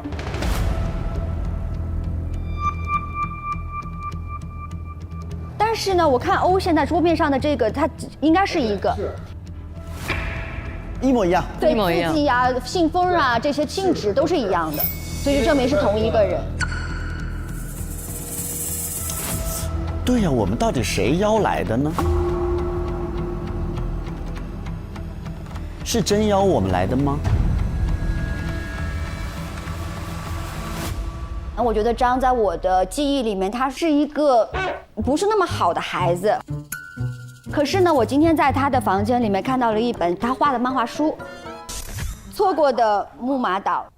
哇岛，冷啊冷。哇岛。第一幅图呢，就是2个小朋友在一个大雁的呵护底下，然后文字写的是快看呀，从没见过这么漂亮的小鸟。然后另外一个人说，哇，真的好美，我和我最好的朋友来到了约定的木马岛。哦，男生啊，两个男生，那是好哥们儿啊。第二个就是哇，我能看到好远好远，说快看，那边有一个大海龟。他坐在云上面看的。哦，若云。哦，你也喜欢哈？大海龟带我们来到了海底的世界。可恶的海怪，快把我最好的朋友吃掉了，我们一定会打败他。哇，要跟海怪打战，好燃啊，浩然。都来了。对，然后说终于我们一起打败了海怪。最好的朋友是一起玩，一起冒险，互相遮风挡雨。最好的朋友一直都是朋友，你在哪里，我在哪里。哎呦，好暖。在我的印象当中的他和漫画里的他完全是两个。但是你都是以断章取义的方式看他的呀，兴许你从来没有真正的问过他吧？对，所以我开始怀疑自己了，所以我想问问，因为我跟刘以前是最好的朋友，然后为什么叫错过的木马岛，就是因为你们来岛上集训的时候，我因为一些其他的原因我没有去成，当时没去是我最大的遗憾。然后等他再回来的时候，我听说河发生了一些意外，我也不知道发生什么。然后我发现刘变得不爱说话了。他喜欢画画嘛，我突然在看他在画一个变异的大章鱼。哦，这是他画的。就是说我根据当年他的画，我把它编到故事里了。我实际上没来过这个岛，我不知道这个岛上是什么事情。但是我的想象里面，如果我在的话，我会帮我的朋友打败他。我在他的这个画本里面呢，还发现了几张小卡片，就是他的一些小粉丝，因为看了他的这个绘画，然后得到了一些力量。是这样吗？对，就是有很多的孩子是困在黑暗里的，不管他是来自家庭、父母，还是来自哪方面的压力。我知道一些美好的故事会给孩子的心灵造成多大的慰藉，然后能把他从黑暗中拯救出来。因为我就是那个被拯救过的人。哦，你也是吗？对，有那个所以我选择了做这个职业。然后有很多的读者给我来信说，我把他们从黑暗中带向了光明。然后呢，我还在张的房间里发现了一张画，让我觉得有点奇怪的是，这个画呢，感觉上是两种风格。一个呢是彩色的卡通的那个很温暖的像漫画一样的，另外一个是那种黑色的，一个手把那个飞碟抓起来，后加的感觉是。是两个风格，但是反了先是那个黑色的，那个就代表过去的我，就是一个提线木偶因为我是从小被父母要求做一个很完美的小孩，成绩压力特别大。我压力大到什么程度呢？11岁的时候，就我考试考砸了，我就不知道怎么面对我的父母了，因为他们要求我做最棒的，所以我当时画的这个画，我当时准备从天台上跳下去了。咦，然后这时候我在。然后这个时候，刘画画拦住了我，就是我正要跳的时候，一个男孩突然过来把我且慢拉下了，对，然后直接就拦下来了然后他身上掉出了一个他的作品，我看到了他的画，他的画是一个很酷的飞船。所以我当时都忘了我刚刚还想死的那件事，因为我也很爱画画，我忍不住赞叹：哇，好酷的飞船！好可爱啊！这桥段好可爱哦。我们俩就因为画就交流起来了，然后我给他分享了我的故事之后，他大笔一挥就在我的提线木偶画上，用一个飞船接住了这个想要坠落的木偶。兄弟情就这么来了，哇，很棒。是不是反过来理解就变得很治愈？开始以为是，我以为他是个坏孩子。飞船收了你。对，什么事儿你得反着看。对。刚才确实张也提到了，说他小时候就像一个提线木偶，爸爸妈妈对他的管教特别严。也确实，我在他的手机里面发现了一个妈妈跟他的聊天记录。有个手机。时间是221年的7月1号。妈妈问他说：“你为什么背着我和你爸爸改了志愿，还改成了艺术院校？谁允许你自作主张的？”然后张芝士说：“我已经18岁了，艺术是我真正喜欢的方向，我要试试走自己的路。”张芝士呢就画了，应该是他自己画的一个画，然后呢感觉上是在一个像风筝一样的一个上面，是吗？那个风筝是他们送给我的，就是他们从小就告诉我，你就是我的风筝，不管你飞得再远，我们拉着线。对，然后那天我把那个线切断了，这是我这辈子做的最正确的选择。没有，就是因为我去考了艺术院校，然后我做了我喜欢的职业，然后能帮到那些像过去的我一样的小孩儿。可是这件事儿就是因为他们逼你，你才会愿意去做这件事儿啊，因为他们的残酷变成了你追求这个东西的美好啊。就是我的点是在于，就是因为他一直在压制你，你就想变得美好，结果你变成了美好。如果你想要让自己心里舒服一点，你可以从这个角度去理解，但是不建议父母为了让孩子可以追求一件事情，就很残忍、残酷的对孩子去压缩饼干啊，不建议。因为当时都已经18了，如果在考大学这一点上，我再像过去那个自己一样妥协的话，那我可能人生就是提线木偶了。对。但是我的勇气最开始是这个飞船给我，这事儿真的不错。我在他那里发现了一封检讨书，这个检讨书是这样说的：尊敬的老师，我不该欺负刘同学，更不该动手打人。幸好小珍同学及时发现了我的行为，并报告给老师，不然我会酿成大祸。我现在非常后悔，以后我一定会改正的。要是我不能解决问题，大家就解决我。啊，这是小珍写的吧？请老师给我一个改过自新的机会。检讨人张芝士，时间是 M215年4月4号。就是4月4号那天是你们从集训回来的日子嘛？对。刘画画在天台上画画，然后我说岛上好玩吗？他就不理我了。我以为他生我气了，因为我之前说好跟他一起去的，然后我没去成，然后我就准备了一个礼物给他，没想到他把礼物也给摔坏了，然后就突然大叫。当时因为他整个肢体很不稳定，我就拉住他，就试图稳住他嘛。他一直挣扎，然后我只能把手先松开，但是我一松开，他就摔到地上了，然后就在这一瞬间，老师开门了。但没想到老师突然就不分青红皂白的指责我在天台霸凌同学，你怎么在天台霸凌同学？但其实刚刚发生的完全不是这样。但是老师为什么会有这样先入为主的意识呢？也是有人提前去跟老师告密了，对，然后他就逼着我写报道。那我当时是非常的生气，所以我一怒之下就怒了一下，我还没来及做什么呢，刘就转学了，所以这个就成我一个遗憾了。我就说听着很别扭，没有一个人说感谢那个有人告发了我。我这个人怎么觉悟这么高啊？哇！对，而且我如果不能解决这个，你们就解决我。你们就解决我。这个话说的100%不服气。不服气的那个。那天很让我伤心的一点就是说，老师指责我说我在欺负他。其实当时刘是可以说我没有做任何事的，但是刘没有说一句话。为什么？当时我们去寻宝的时候，我跑去灯塔，就突然从天而降的怪物帮我带入了超级大潜水艇当中，一个丑陋的大海怪朝我露出血盆大口，然后呢，我就被就是吓得一下就呆住了。这什么玩意儿？土拨鼠吗？土拨鼠天叫之前。哦，嘚儿呆住了啊！回到了学校之后呢，就一直想把这个岛上看到潜水艇跟海怪画出来，但是上颜色的时候呢，我拿起蓝色的笔，我就画不下去，我就会条件反射性开始呕吐尖叫。我妈妈就带我去医院检查，医生就说我是受到了惊吓，得了 PTSD。从此之后，我对大海、对蓝色产生了强烈的恐惧反应。4月4号，张就过来想给我道歉也好，怎么着也好，他掏出了一个大海的挂件。哦，蓝色的。我看到那个挂件之后，我就应激，我就开始尖叫。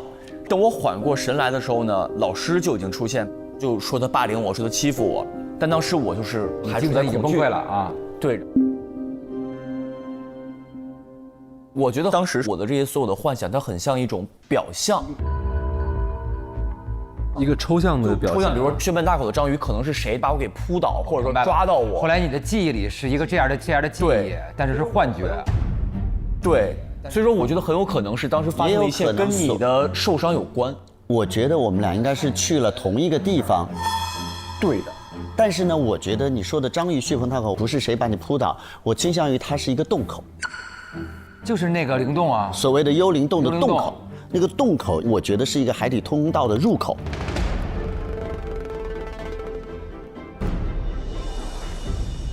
这个呢，我在他的包包里找到的，就是一个包的挂件。只想和你共度时光，它已经是一个摔碎了的一个东西了，但是他还把它保留着。这个是当年我准备道歉的那个礼物。哦，道歉的那个礼物，摔的那个礼物，摔坏了那个。对，因为我很抱歉我没去成。这个完全踩中了小刘的所有的 PTSD。好的，那反正我目前找到的就是这些。好嘞。所以张，你怕什么？你怕的是被牵制，你的痛苦来自于牵制他的是友情。对，是友情。是我的朋友不好，这是我最大的遗憾。转学了之后就一直变成一坎儿了，就心里没过去啊。对，而且他一直不知道他为什么不好，他一直想知道那只大章鱼到底是什么或者是谁。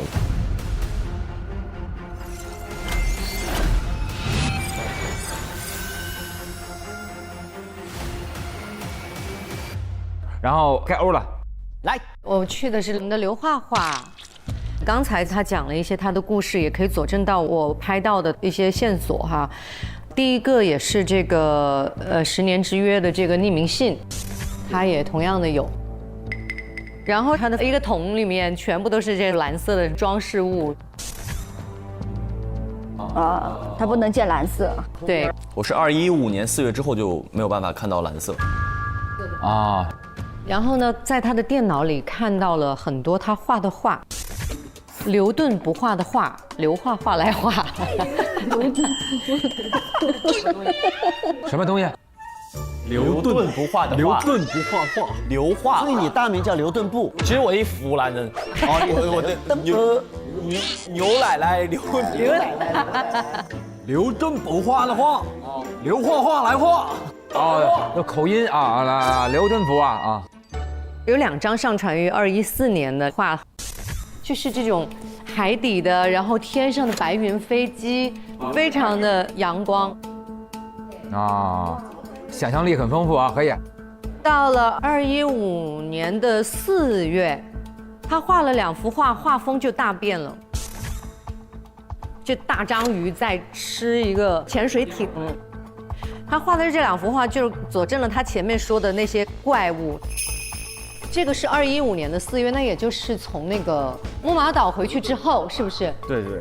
我回去之后，其实我就一直在画画，然后紧接着我在222年的18岁的时候，我如愿考上了绘画专业，我就变成一个专职的画家，然后就会把之前自己画的一些画呀，包括之后一些奇思妙想的画，然后就都传到网上，大家也很喜欢，就觉得说我用色彩啊各方面都会很漂亮，但其实会发现我的所有的画里面其实是没有什么蓝色的。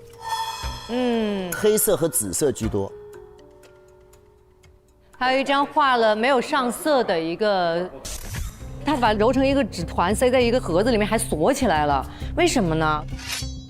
就是4月1号11点的时候呢，我拿完许愿瓶了之后，我回到房间休息，就试图回忆起早上头痛时闪过的画面，然后那时候我就又开始拿那个笔开始画，但我不仅没想起任何细节，反而不知不觉呢又画了海怪和潜水艇。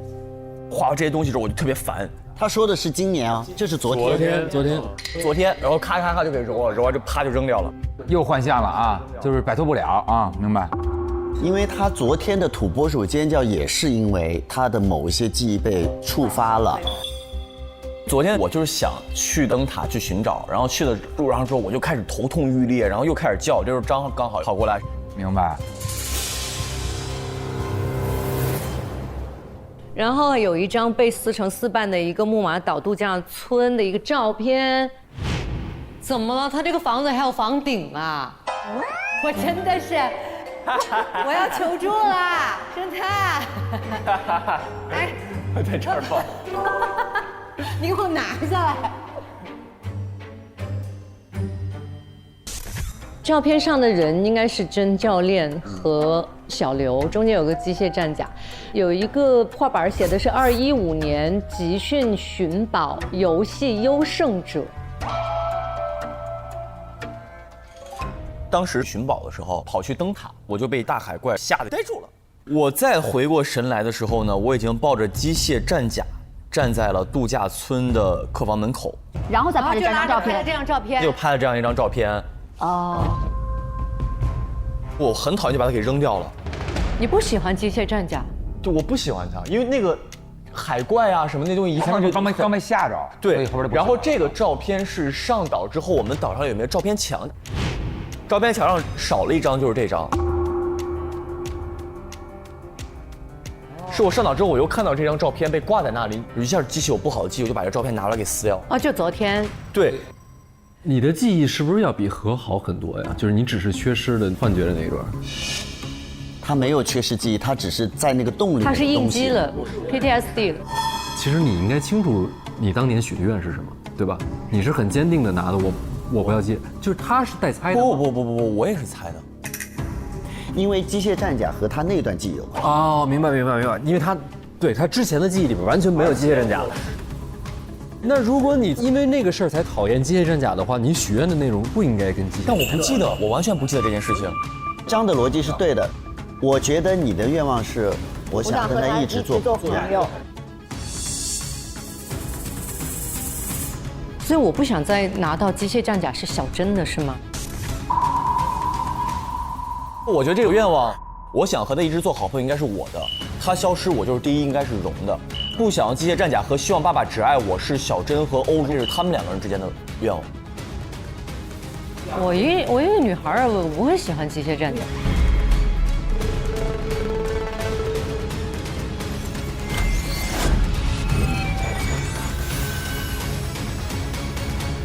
下一位刘先生，我去的是荣的房间，我觉得荣可能是能把我们好多人串在一起的一个线索性的人物。首先第一个肯定还是这个邀请信，这个就大家都有是一样的，然后还有一个就是他认领的这个字条。我想成为游泳冠军，但我觉得这个字条不是他的，不是他吗？绝不是他的，不是他的。然后是一些小时候比赛的照片，从15年4月19号开始，就是何受伤之后，荣是所有比赛的冠军。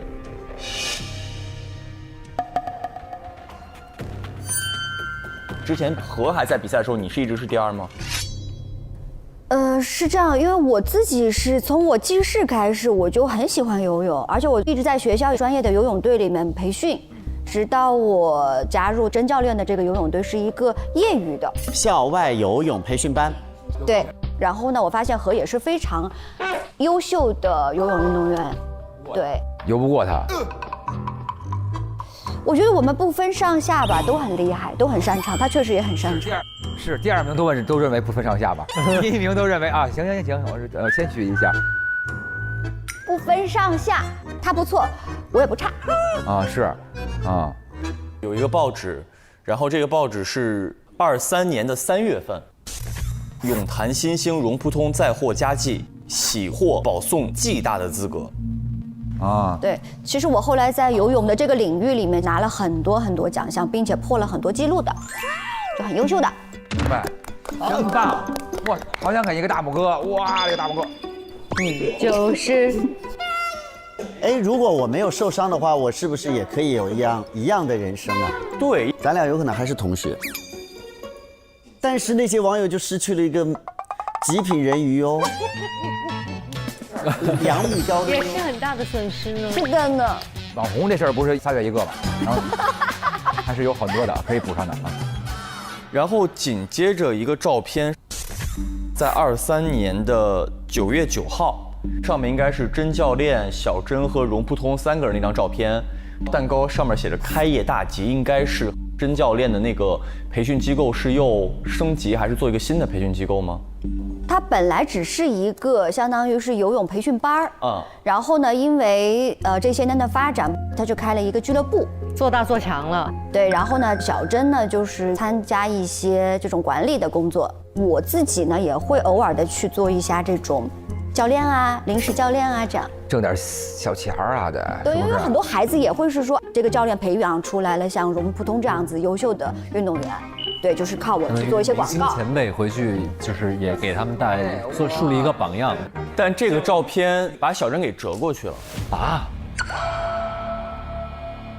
对，他把小珍就是相当于啊，干嘛折针呀？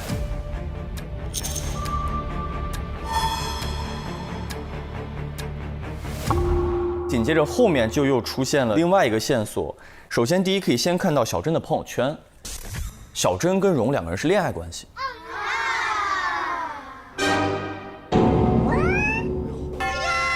哦，是爱情在这儿呢，哦，在这儿呢，爱情来了，哇，在这个地方哇，哎呀！但是明显感觉到，在合照上荣是越来越不开心了。一开始两个人还手拉手啊什么的，应该还可以，但后边就是很明显，就是这拍照，男生在这里这样，女生就是啊，从家有嫌弃到家有嫌弃。还有佐证，这个佐证是两个人聊天记录。25年3月24号，荣给小珍发信息，放过我，我们分手吧。但是很奇怪，小珍给他发了一个照片啊，照片上面是一只玩具熊。说他会伤心的，然后荣非常痛快，立刻回了说好不分。然后小珍说你爱我吗？荣说爱。小珍说你会离开我吗？荣说不会。小珍说我们要永远在一起。真的吗？不会是小珍拿他手机自个儿回的吧？玩具熊，我觉得很有可能是你当年想要的那个小熊。当年要这个熊，因为当年他的那个礼物上面有什么，他很明确自己想要的是小熊。这个小熊是15年和在岛上想要那只小熊吗？我觉得他不一定是那个小熊，应该代表提醒他，我知道当年发生了什么事。对，啊，你要跟我分，我就置于你死地，要挟嘛。对，他可是代表些什么哟？说吗？说吧。来吧，最狠的事来了。没有什么最狠的事儿啊。那我跟小珍在游泳队认识之后呢，大家一直是还算熟的朋友。然后突然呢，他就有一天在2月14号情人节的时候就跟我表白了。24年。对。去年。特别突然啊，但又是那么多年的朋友了，他平时对我也很好，我就说那行吧，那就相处着试试看吧，凑合过。对，然后在接触的过程当中，我觉得，比如说他经常我会找不到他去哪儿了？就是失联了，然后呢，他也会有让我觉得我不太能接受的行为，我就想跟他分开，结果呢，他就用一些对他觉得能威胁到我的来威胁我，就这样。比如说威胁你能威胁到你，威胁到你呢？我觉得你这个听上去感觉很不实诚。我怎么不实诚？因为你是25年3月24号提的分手，但是25年的3月20号你收到了一封诚挚邀请。哎呀，看看这个是什么？邀请函。荣扑通同学，鉴于你表现优异，我校决定派你赴 M 国 M 大进行为期2年的交流学习，请于3月25日前确定参与意向，让你3月25号之前确定意向。你3月24号跟小珍提分手，上岸第一件先斩意中人吗？然后小珍把你拒绝了，然后你就把这个给撕掉了，等于是分手没分成，然后他不能去了。那怎么不分手就不能去吗？但是对方威胁他，等于他永远不来，你自己说吧，让当事人自己说吧。事件是这些事件，但是顺序是不是可以有一些不一样？哦，他发现真撕了他的那个通知书。对，差不多是这个意思。哦，真撕了。我20号呢就收到了一个我梦寐以求的这样的一个出国去深造的机会，我很开心，然后呢，我就跟他分享了这个事情。挂了电话呢，他突然就冲到我家来了，然后就跟我说你能不能别去，我离不开你，怎么样的。我跟他说不行，我很想去，这是我的理想。然后他就开始跟我哭诉啊，虽然我有点心软，但是我还是坚持啊。然后他就一下子就爆发了，就跟平时完全是2个人，是就开始把我的护照撕了，把邀请函撕了，都撕了啊，对，护照也撕掉了，然后还把我家砸了。他就是突然一下就变得跟一个失控了的野兽一样。哦，是。然后呢，就跟我说你不能走，我不能没有你，你要走怎么样，就是把我吓到了。啊，好恐怖！明白，就情绪失控啊，对，真的吓到了我。以前见过他这样吗？没有。那你说他有很多不好的行为，就是这个事情，就这一次突然。对，就是这个事情。然后你说这个，我突然想到一个事儿，就是在他爆发之前的相处的过程当中，我觉得他很尊重我，本来我觉得是个好事儿，男女朋友嘛，哎，牵个手啊什么，我觉得很正常。但是他从来就没有过很过分的这种要求。就是这种亲密的，等于1年没有什么其他肢体接触，就是牵手，只有牵手，亲亲抱抱都没有。对，我现在回想起来，就是有一些不太正常的一些行为，就是类似你跟他说今天晚上别走了，他就在这门口一直站着，然后也不进门那站一宿，说我没有走啊，但是我也不进去，就是矜持到这个程度哈。就其实不是一个那么健康的一个相处的模式嘛，然后再加上他突然爆发，就吓到我了，我就觉得我先因为他就在我边上啊，我很害怕呀，先安抚他，让他冷静了，不要做再过激的行为了啊。等他走了之后。我想了2天，我觉得不行，我不能跟这样的人在一起相处，是我才又给他发了信息说我们分开吧。可是他有熊，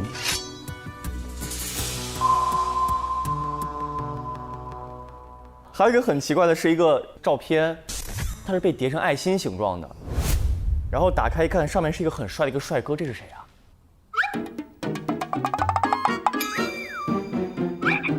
我呀？真的假的？啊！哦，爱情在这儿呢，今天在这儿呢。他喜欢你。我们甚至觉得这一块就是你自个儿编好的，因为他先说很帅哦，什么我呀，这个过程演得真好哎。对，给自个儿台阶这么高吗？不是因为这个，它是一个画，它不是。你来问我真的很不是，没有真的。在我的记忆里边，我身边没有朋友，我是一个特别自闭的一个人，就每天在这自己画画，然后大家也欺负我。就是这样啊，你酷盖啊。那时候我们是同班同学，从小时候就暗恋他。对呀。我小时候也只是喜欢游泳什么的，我也没有朋友。然后突然有一天，在一个很美好的傍晚。然后呢，一个男孩子同样坐在一个角落里面，他在那里画画，这是你的这张照片，哎呀，我觉得真好。紧接着我就开始比较留意这个男孩子，直到我听说你要到一个就是校外的游泳班里面去学习，我才说不，我也要跟你一起去。因为人家原来是校队的哦。我本来是校队专业的。我游泳班是因为他要去。我是因为你我要去。朋友们，只有我是因为天赋被教练找到的，我在干这件事。你因为天赋还到生气了是吧？没有感情线，生气了。我是因为你我才去的。怎么没有刚才的气势了？接着问呢？小珍真该死。你就一直在默默在背后保护他来着。但是呢，他转学以后，其实我们就没有联系了。15年的时候，小珍跟你之间没有情感的，对吧？15年的时候，小珍没有喜欢你，人家还在暗恋你呢，怎么有情感？不是，我说小珍没有喜欢你，对吧？那我不知道啊，我的眼里只有你那时候。哎呦喂！为你倾倒就是这么来的啊！为你倾倒，对，为你倾倒。问呢，接着问呢。哎呀，因为我刚刚有一个脑洞，但我觉得这个脑洞现在可能不太存在了。先说嘛，要中了就厉害了。我是觉得这个小熊很有可能在15年那时候，就是这跟我受伤有关，跟受伤有关。我最早的脑洞是开的容的那个许愿字条，很有可能是说我想让它消失，我就能成为第一，然后这个心愿被完成了。因为这件事情，真拿这个东西一直来威胁容。这个东西它指向的其实是15年在寻宝游戏当中的和因为15年他想要这个东西。在我遇袭之前应该也得到了。我遇袭的时候，可能荣跟真都在场，只是我的是有可能我都在场。而且小珍拉着我进灯塔，有可能是她其实不想让我看到外边紧接着会发生什么事情，因为可能外面是有人在对合作不好的事情。我觉得有这些可能的，有这些可能性，但我现在只有这些线索。好，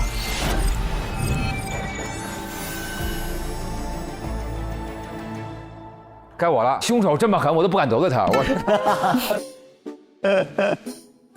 就是说，咱们先说您啊，哎，就是他是这个一切的一种答案的非常重要的一个点，因为咱们真是被领养的。对，小珍不是亲的。啊，小珍是被领养的。这嗨，枕头里老藏东西。等于说，甄教练跟欧妈妈是夫妻关系，真是在5岁的时候被领养。领养时间是2008年的4月1号。我的爸爸是甄教练。啊？有一张照片呢，是你肯定给他了。这里还有什么东西啊？哇塞！哎呦，合照。哎，这不就是欧吗 ？M 2008年的4月1号，就是这真刚被领养回家，这样就勾上了。家里来了个好朋友，你当时是那个姐姐还是妹妹啊？同一天。小珍也是22岁，但那个照片上面怎么有那种？对，就是说真后来恨他啊。因为我其实出生在济国济世，但从小其实是我妈妈对我特别严厉，我爸爸对我特别好的。但是在5岁的那一年，我爸爸问我想不想要一个哥哥，我说我想要一个哥哥，我希望可以有个人陪我玩，跟我作伴啊。在我5岁生日的那天，也就是4月1号，我爸爸妈妈就把我带去了孤儿院。我一眼就喜欢上了一个小男孩，就觉得跟他很投缘，我就跟我爸爸说：“我说爸爸，我说我喜欢这个小哥哥啊，我说我可不可以要这个哥哥当我的哥哥啊？”我爸爸就很开心，就说：“好呀。”他说：“那我以后他就是你的哥哥了。”他给他取个名字叫小珍。因为孤儿院的阿姨说小珍是没有生日记录的，所以把她接回来了。那我爸妈就说让她干脆跟我同一天过生日算了。哦。后来我慢慢的发现呢。我哥哥开始分走了爸爸对我的爱，我爸经常就只跟他玩游戏、捉迷藏什么的，对我就变得很疏远，也开始冷漠。后来哥哥也开始慢慢的也不怎么跟我玩了，就他跟爸爸会比较亲，然后他还经常有的时候故意问我说：“哎，爸爸是不是也很喜欢跟你玩捉迷藏啊？”气你，对，故意气你啊？对，然后我就很难过，我觉得。有了哥哥以后，爸爸从此就不再爱我了，我特别伤心啊。我6岁那年，我爸爸妈妈就离婚了。哦，这样。离婚了以后呢，我就跟着妈妈，然后呢，哥哥就跟着爸爸。后来分开走的时候呢，哥哥跑过来问说，能不能让妈妈带他一起走？我说你不是妈妈的孩子，但他也不是爸爸的孩子。对呀，他是个领养啊。我说他肯定不会带你走的。我就跟妈妈走了啊。他们离婚了以后呢，我妈妈就给我改了姓，变成了欧咔嚓。明白，咔嚓这个字是这俩字是爸爸起的吧？一看就对你不太负责任。但还好你改姓，你要不改姓，你姓甄，你挺危险的。真咔嚓呀！你姓甄啊？你现在还活着吗？你能活真咔嚓？真咔嚓哇！我还想再问一下，这个照片是怎么就给的？这是当时我在孤儿院抱住他拍的这张照片。哦，我是精心包装好，打算送给他，作为我们相识的纪念的。过了这么多年，我把当年的这些事情其实早就自己和解掉了。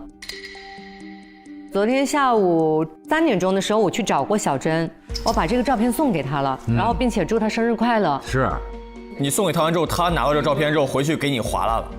就捶了一下我的那个，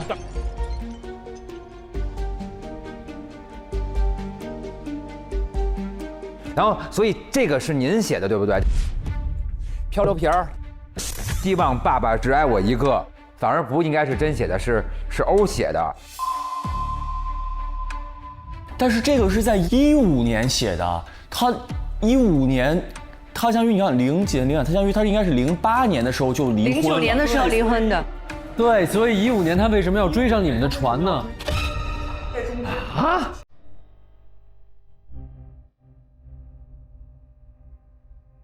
！2015年的时候我12岁，然后我妈妈就跟我说，她要带我去 M 国生活。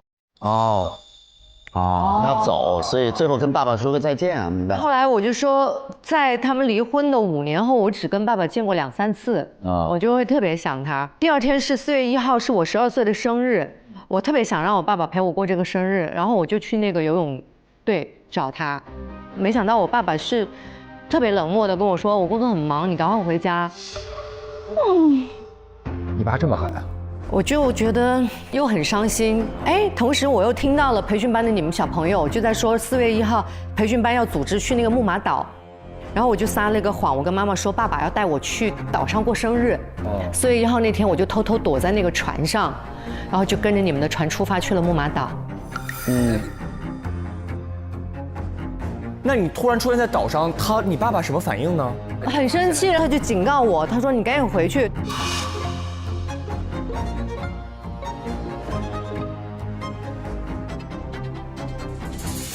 但是就是说你爸没有虐待过你，你也没有这个记忆哈，从来没有过虐待这件事儿哈。是的。行，因为小珍呢有一个，我们看到了一个好快点这个医院，找找哪儿？哇塞，然后有一个患者证明，他是18岁的时候诊出来的， 4年前，精神科，2021年的5月5号，因为他有边缘性人格障碍。给他开药了嘛？这不有这个稳住药嘛？要一直吃这药啊。重点是这个患者他真自己说他是童年时遭受虐待。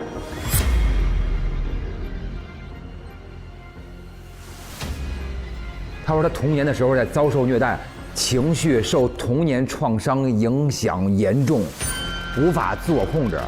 有自我伤害的行为，就说他童年被虐待是在那个孤儿院，还是说在被他爸虐待啊？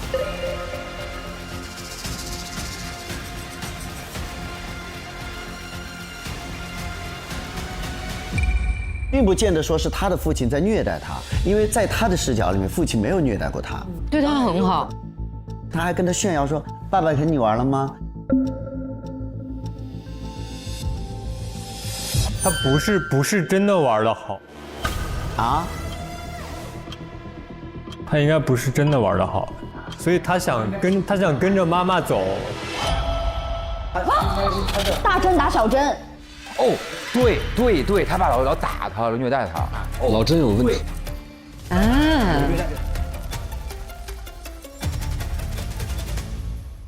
但是他有一个这样，刚才有一句关键词，就是说有自我伤害行为，就是没人打他自个儿抽自个儿，然后因为他有一个局部查伤，左臂有反复自残导致的陈年伤疤。这个人他去问了这个有问必答事务所，有问必答哦。他说：“凭什么你们都是幸运的、离开的、遗忘的、向前的，而我却怎么样？所以来一起重温噩梦吧。所以你们之前那个噩梦是所有人都经历过，相对或轻或重的噩梦。他的童年创伤是10年前的这一次集训。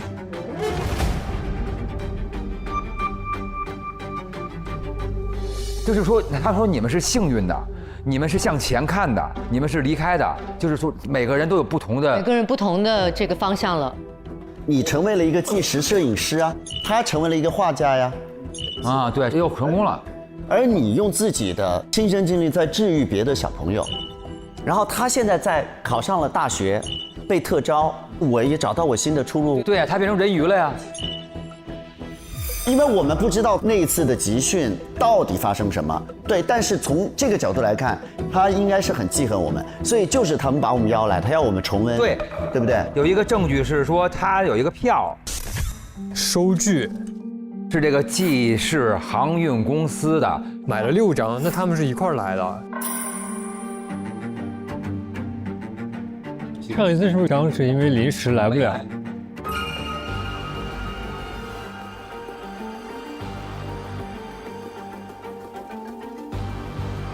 所以就是说，你们哥几个肯定是一起之前有过经历过一个噩梦。他说要重温这个噩梦。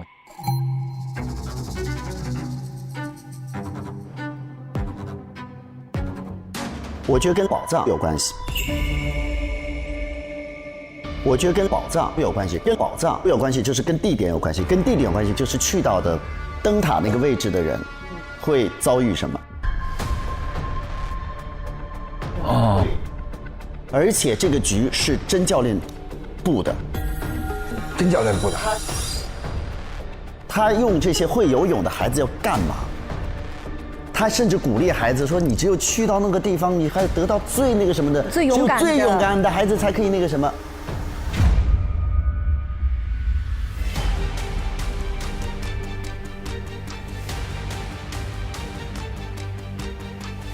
啊，我想到一点，为什么我爸爸那么生气呢？生气你去，对，他不想让你参与到进来。而且你妈为什么就跟他离婚了呀？是不是肯定是发现了一些？是因为他要做不好的事儿吧？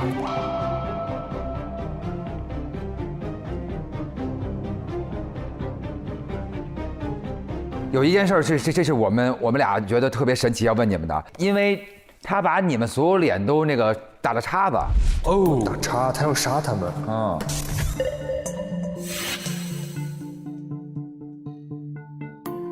啊，这都是我们去马耳他的照片，他是不是嫉妒我们没有去过马耳他？我没有去马耳他，他为什么打我叉？啊，就是你，原来是你，说半天这么热闹就是你，但是我没有去马耳他，所以你嫉妒我们，所以就是你画的叉呀。而且狠得很，他都没去马耳他，给自个儿打了一叉子，说我也不去了，我也不过了，给自个儿打一叉子。啊，不过了。啊！那凭什么放过大和心还有陈呢？我可能待会儿还有别的狠事要出现啊。他本来要杀他们5个，然后结果就被反杀了呗。但是我后边看了一个东西啊，他只挑小珍之外的前4名。小珍第一回是第9名，他就一直都很次啊，就是比不了你们。只有小珍例外，对吧？对。那有没有可能小珍每次都是故意就是不想来，但是因为她是他的养子，所以必须得来？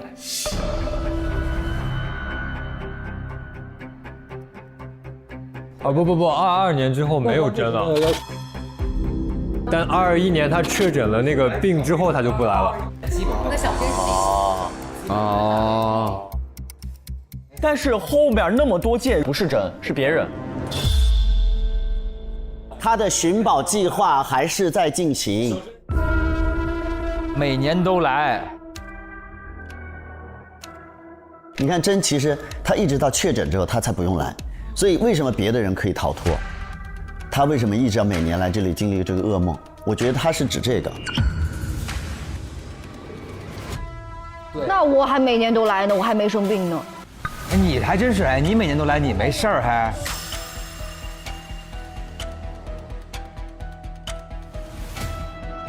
但是我又有一个问题，那这个今年25年4月1号，按道理来说，甄教练应该带着新的一批25年集训的人就去集训了呀。那他人在哪儿？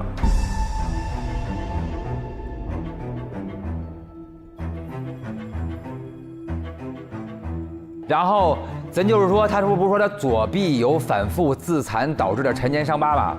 然后去看了这个尸体，他这个左手没有任何伤疤。对。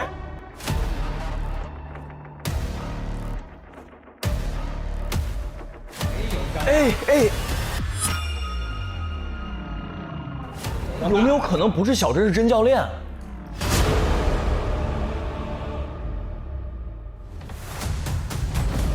我们故事里边的甄教练为什么没有出现？没有在这次10年之后再出现，而且严格意义上，如果10年前真的可能在岛上发生什么，我觉得最大的可能性反而甄教练不一定是小珍啊。对，小珍其实当年也是个小孩，她当年做不了什么恶。等会儿，可能这死的是2个人拼在一起。对。等会儿，这不见得是一个人的尸体，不一定是一个人的。哦，而且所有的尸块上没有一个有剑伤的。雨衣消失的是2件，有可能死了2个人，拼了拼吧。今天有可能是谁杀了甄教练和谁杀了小珍。对。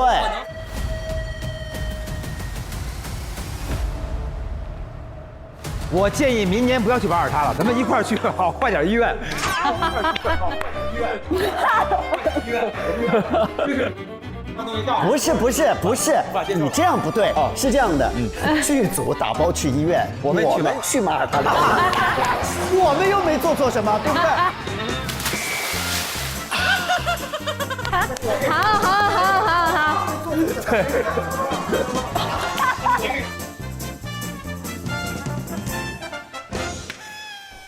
哎，要不我把我的行，咱们再把这说了吧。去讲证据。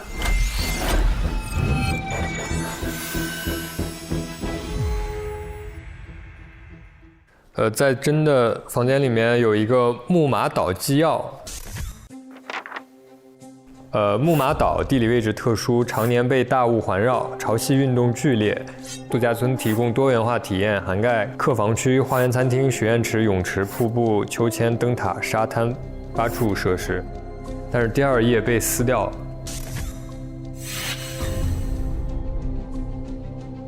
就是第2页可能有一些比较重要的，就是应该关于幽灵洞啊之类的，对岛的一些信息。OK。就是刚才各种猜测嘛，关于这个大珍的这个去向嘛，我在这个小珍的房间里面发现了一个咱们这个度假村的地图。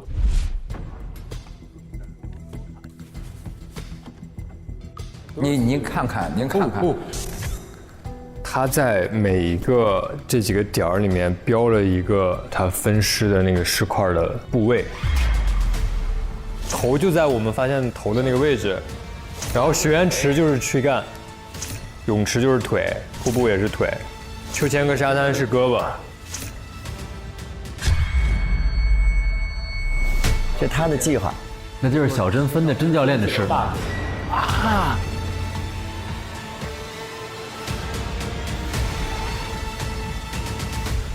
因为这个上面有一个这个潮汐预报。然后它有一个注是环岛1圈人行要至少40分钟，这个我刚才跟侦探我们俩盘了一下，就是早上甄他从9点20，荣看到他9点20的时候才从餐厅到客房这边，那他到这儿，无论是他在哪里被害的，他到这个位置他至少要9点半。对。这个岛唯一的内线路其实就是从客房到餐厅这里可以走，其他的都得从外圈绕。好。那你们是9点55从这儿出发的，而且你们5个人又彼此能够作证。那环岛1圈人行要至少40分钟，那中间的25分钟是没有可能说按照步行去把尸体杀掉，然后把尸块抛在这整个岛分布在各个地方。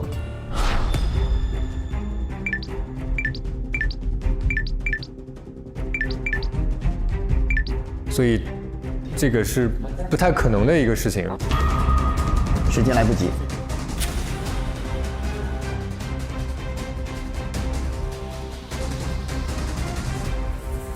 可能我们后面要看一下，首先这个尸体是不是一个人的？应该现在感觉是俩人哈。对，如果是一个人的话，肯定不是这种抛尸方式。那如果不是一个人的话，那个人是谁？是不是大珍或者是其他人？大珍，哇塞，太吓人了。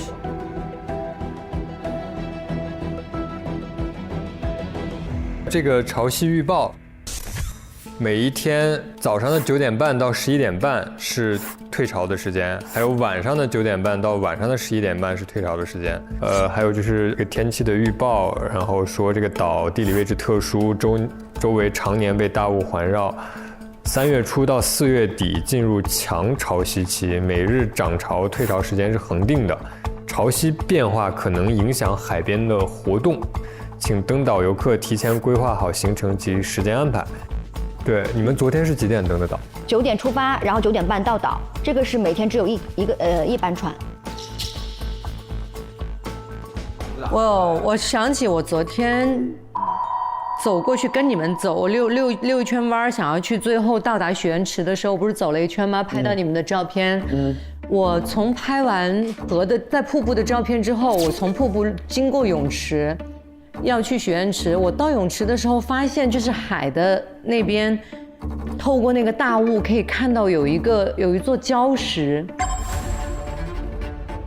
它好像是一个黝黑的一个牛鳞洞。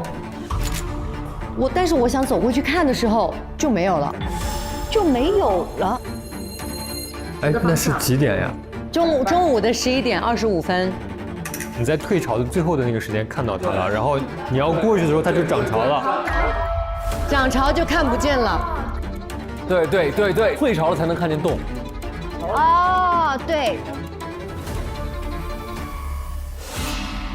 就是你们昨天早上9点半到11点半是在一块儿的吗？9点半到11点半是我们9点55就开始抽签，我们找第一轮那个东西的时候。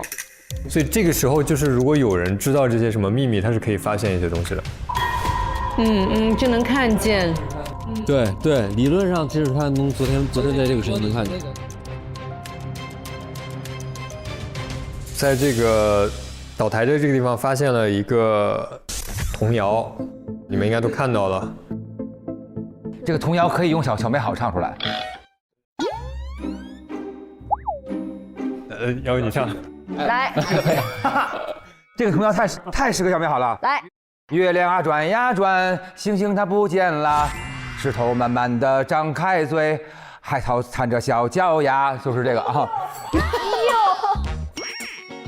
月亮它转呀转，海水它消失了，海怪马上要来了，小小鱼儿别害怕。哦，但是重点是在于木马一直转。宝藏它在哪儿啊？海水爬过了灯塔，贝壳藏着秘密，他们都不说话。贝壳不见。月亮转指的是通过潮汐退潮了吧？然后石头张出嘴，对吧？张出嘴其实就是洞口露出来了。海草出来也是退潮了嘛？退潮完了你就能看到海草了。对，然后接着是月亮转呀转，海水消失了。就是再退潮了，再退潮了，退潮了。哎，然后这时候海怪马上就要来了，小小鱼儿别害怕。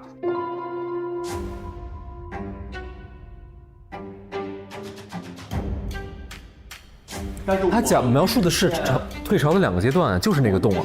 第一个是嘴，然后再退，你看到一个完整的海怪啊。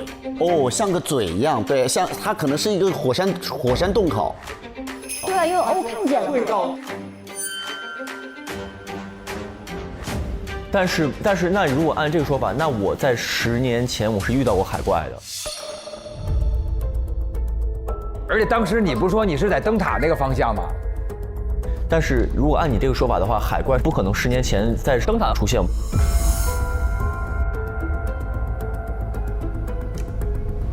我昨天也看见了。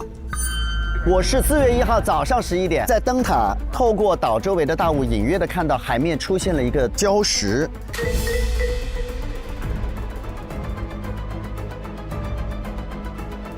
他说木马一直转啊，这是木马岛吗？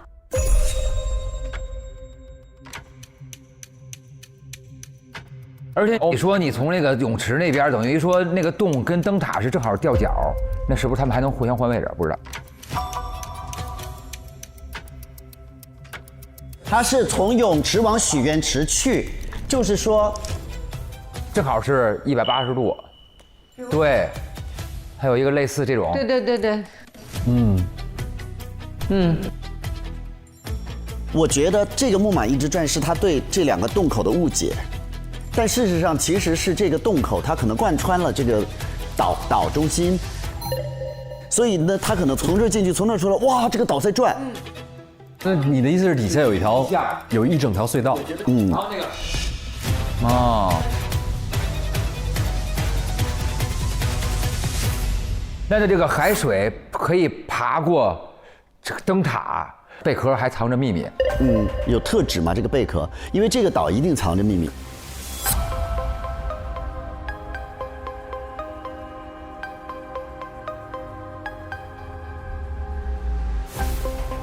还看到了一个潮汐模拟器，模拟实时的海面的情况。搜证的时候是处于中午的12点，涨潮，然后旁边一个沙盘跟我们的地图是一样的，涨潮，所以水面比较高，看不到别的东西。但涨潮不涨潮影响什么许愿池什么这些地方吗？不影响，不影响。它涨不涨潮好像只影响灯塔。海水爬过了灯塔，只是灯塔在水下还有很大的一部分，就是你退潮完了，发现就灯塔比你以为的高，它至于灯塔下面有什么你就不知道了。哎，对，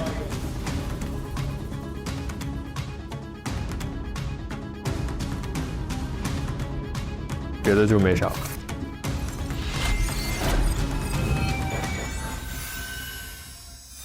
投吗？投啊，没法投吧，都不知道多了个手啊。首先我不懂小珍她是要杀谁，因为我们现在还不能确定小珍和大珍之间他们的人物关系。不要忘记她是个边缘型人物，是，而且她有的时候可以安静，有的时候可以消失，但是有的时候可以极暴躁。她对自己都下了很多年的狠手，所以这个行为，从分尸的角度来讲才成立。所以这个计划是小珍的计划，我觉得勉强合理。而且说实话，我们现在最大的才22岁，我个人觉得，其实这个里面，其实凶手是借了他的计划。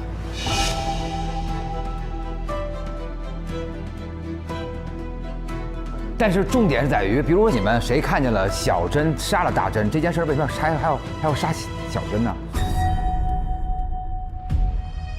你们几个人谁能对小珍能起这么大恨念？因为你们已经都离开或解脱，以他的角度来说，你们已经都是吧，往好处发展的人了。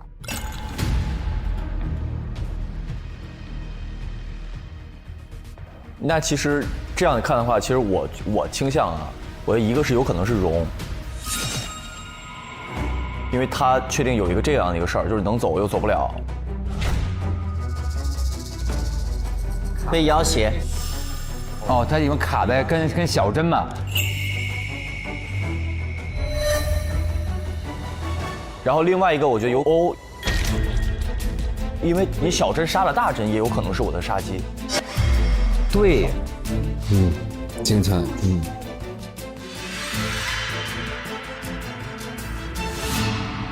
我觉得这个里面一定有很多的信息还是缺失的。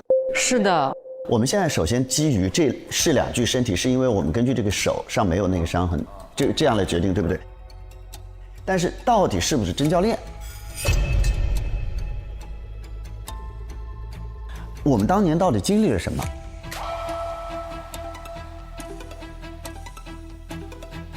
所谓幽灵洞到底是什么？甄教练每年组织会游泳的孩子（括号还有不是很会游泳，但是他的儿子这个杨子一定得来），是为什么？他到底在找什么？什么叫宝藏？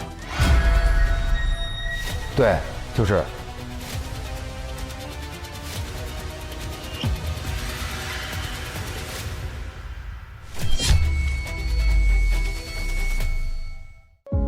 当时的我没有打败他的勇气，后来的我也没有忘掉他的勇气。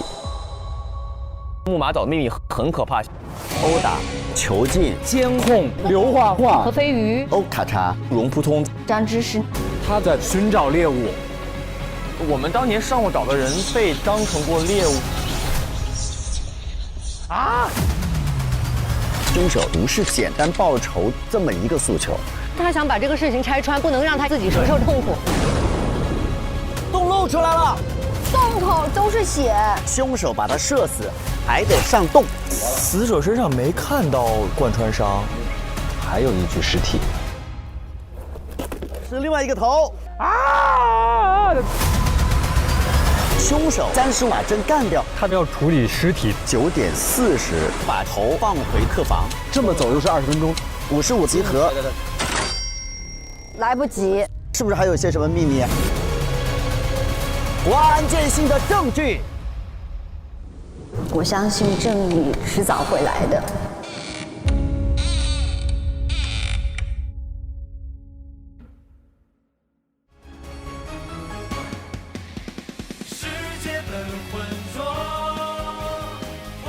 本节目由外星人电解质水独家冠名播出。累了充充电，来瓶外星人。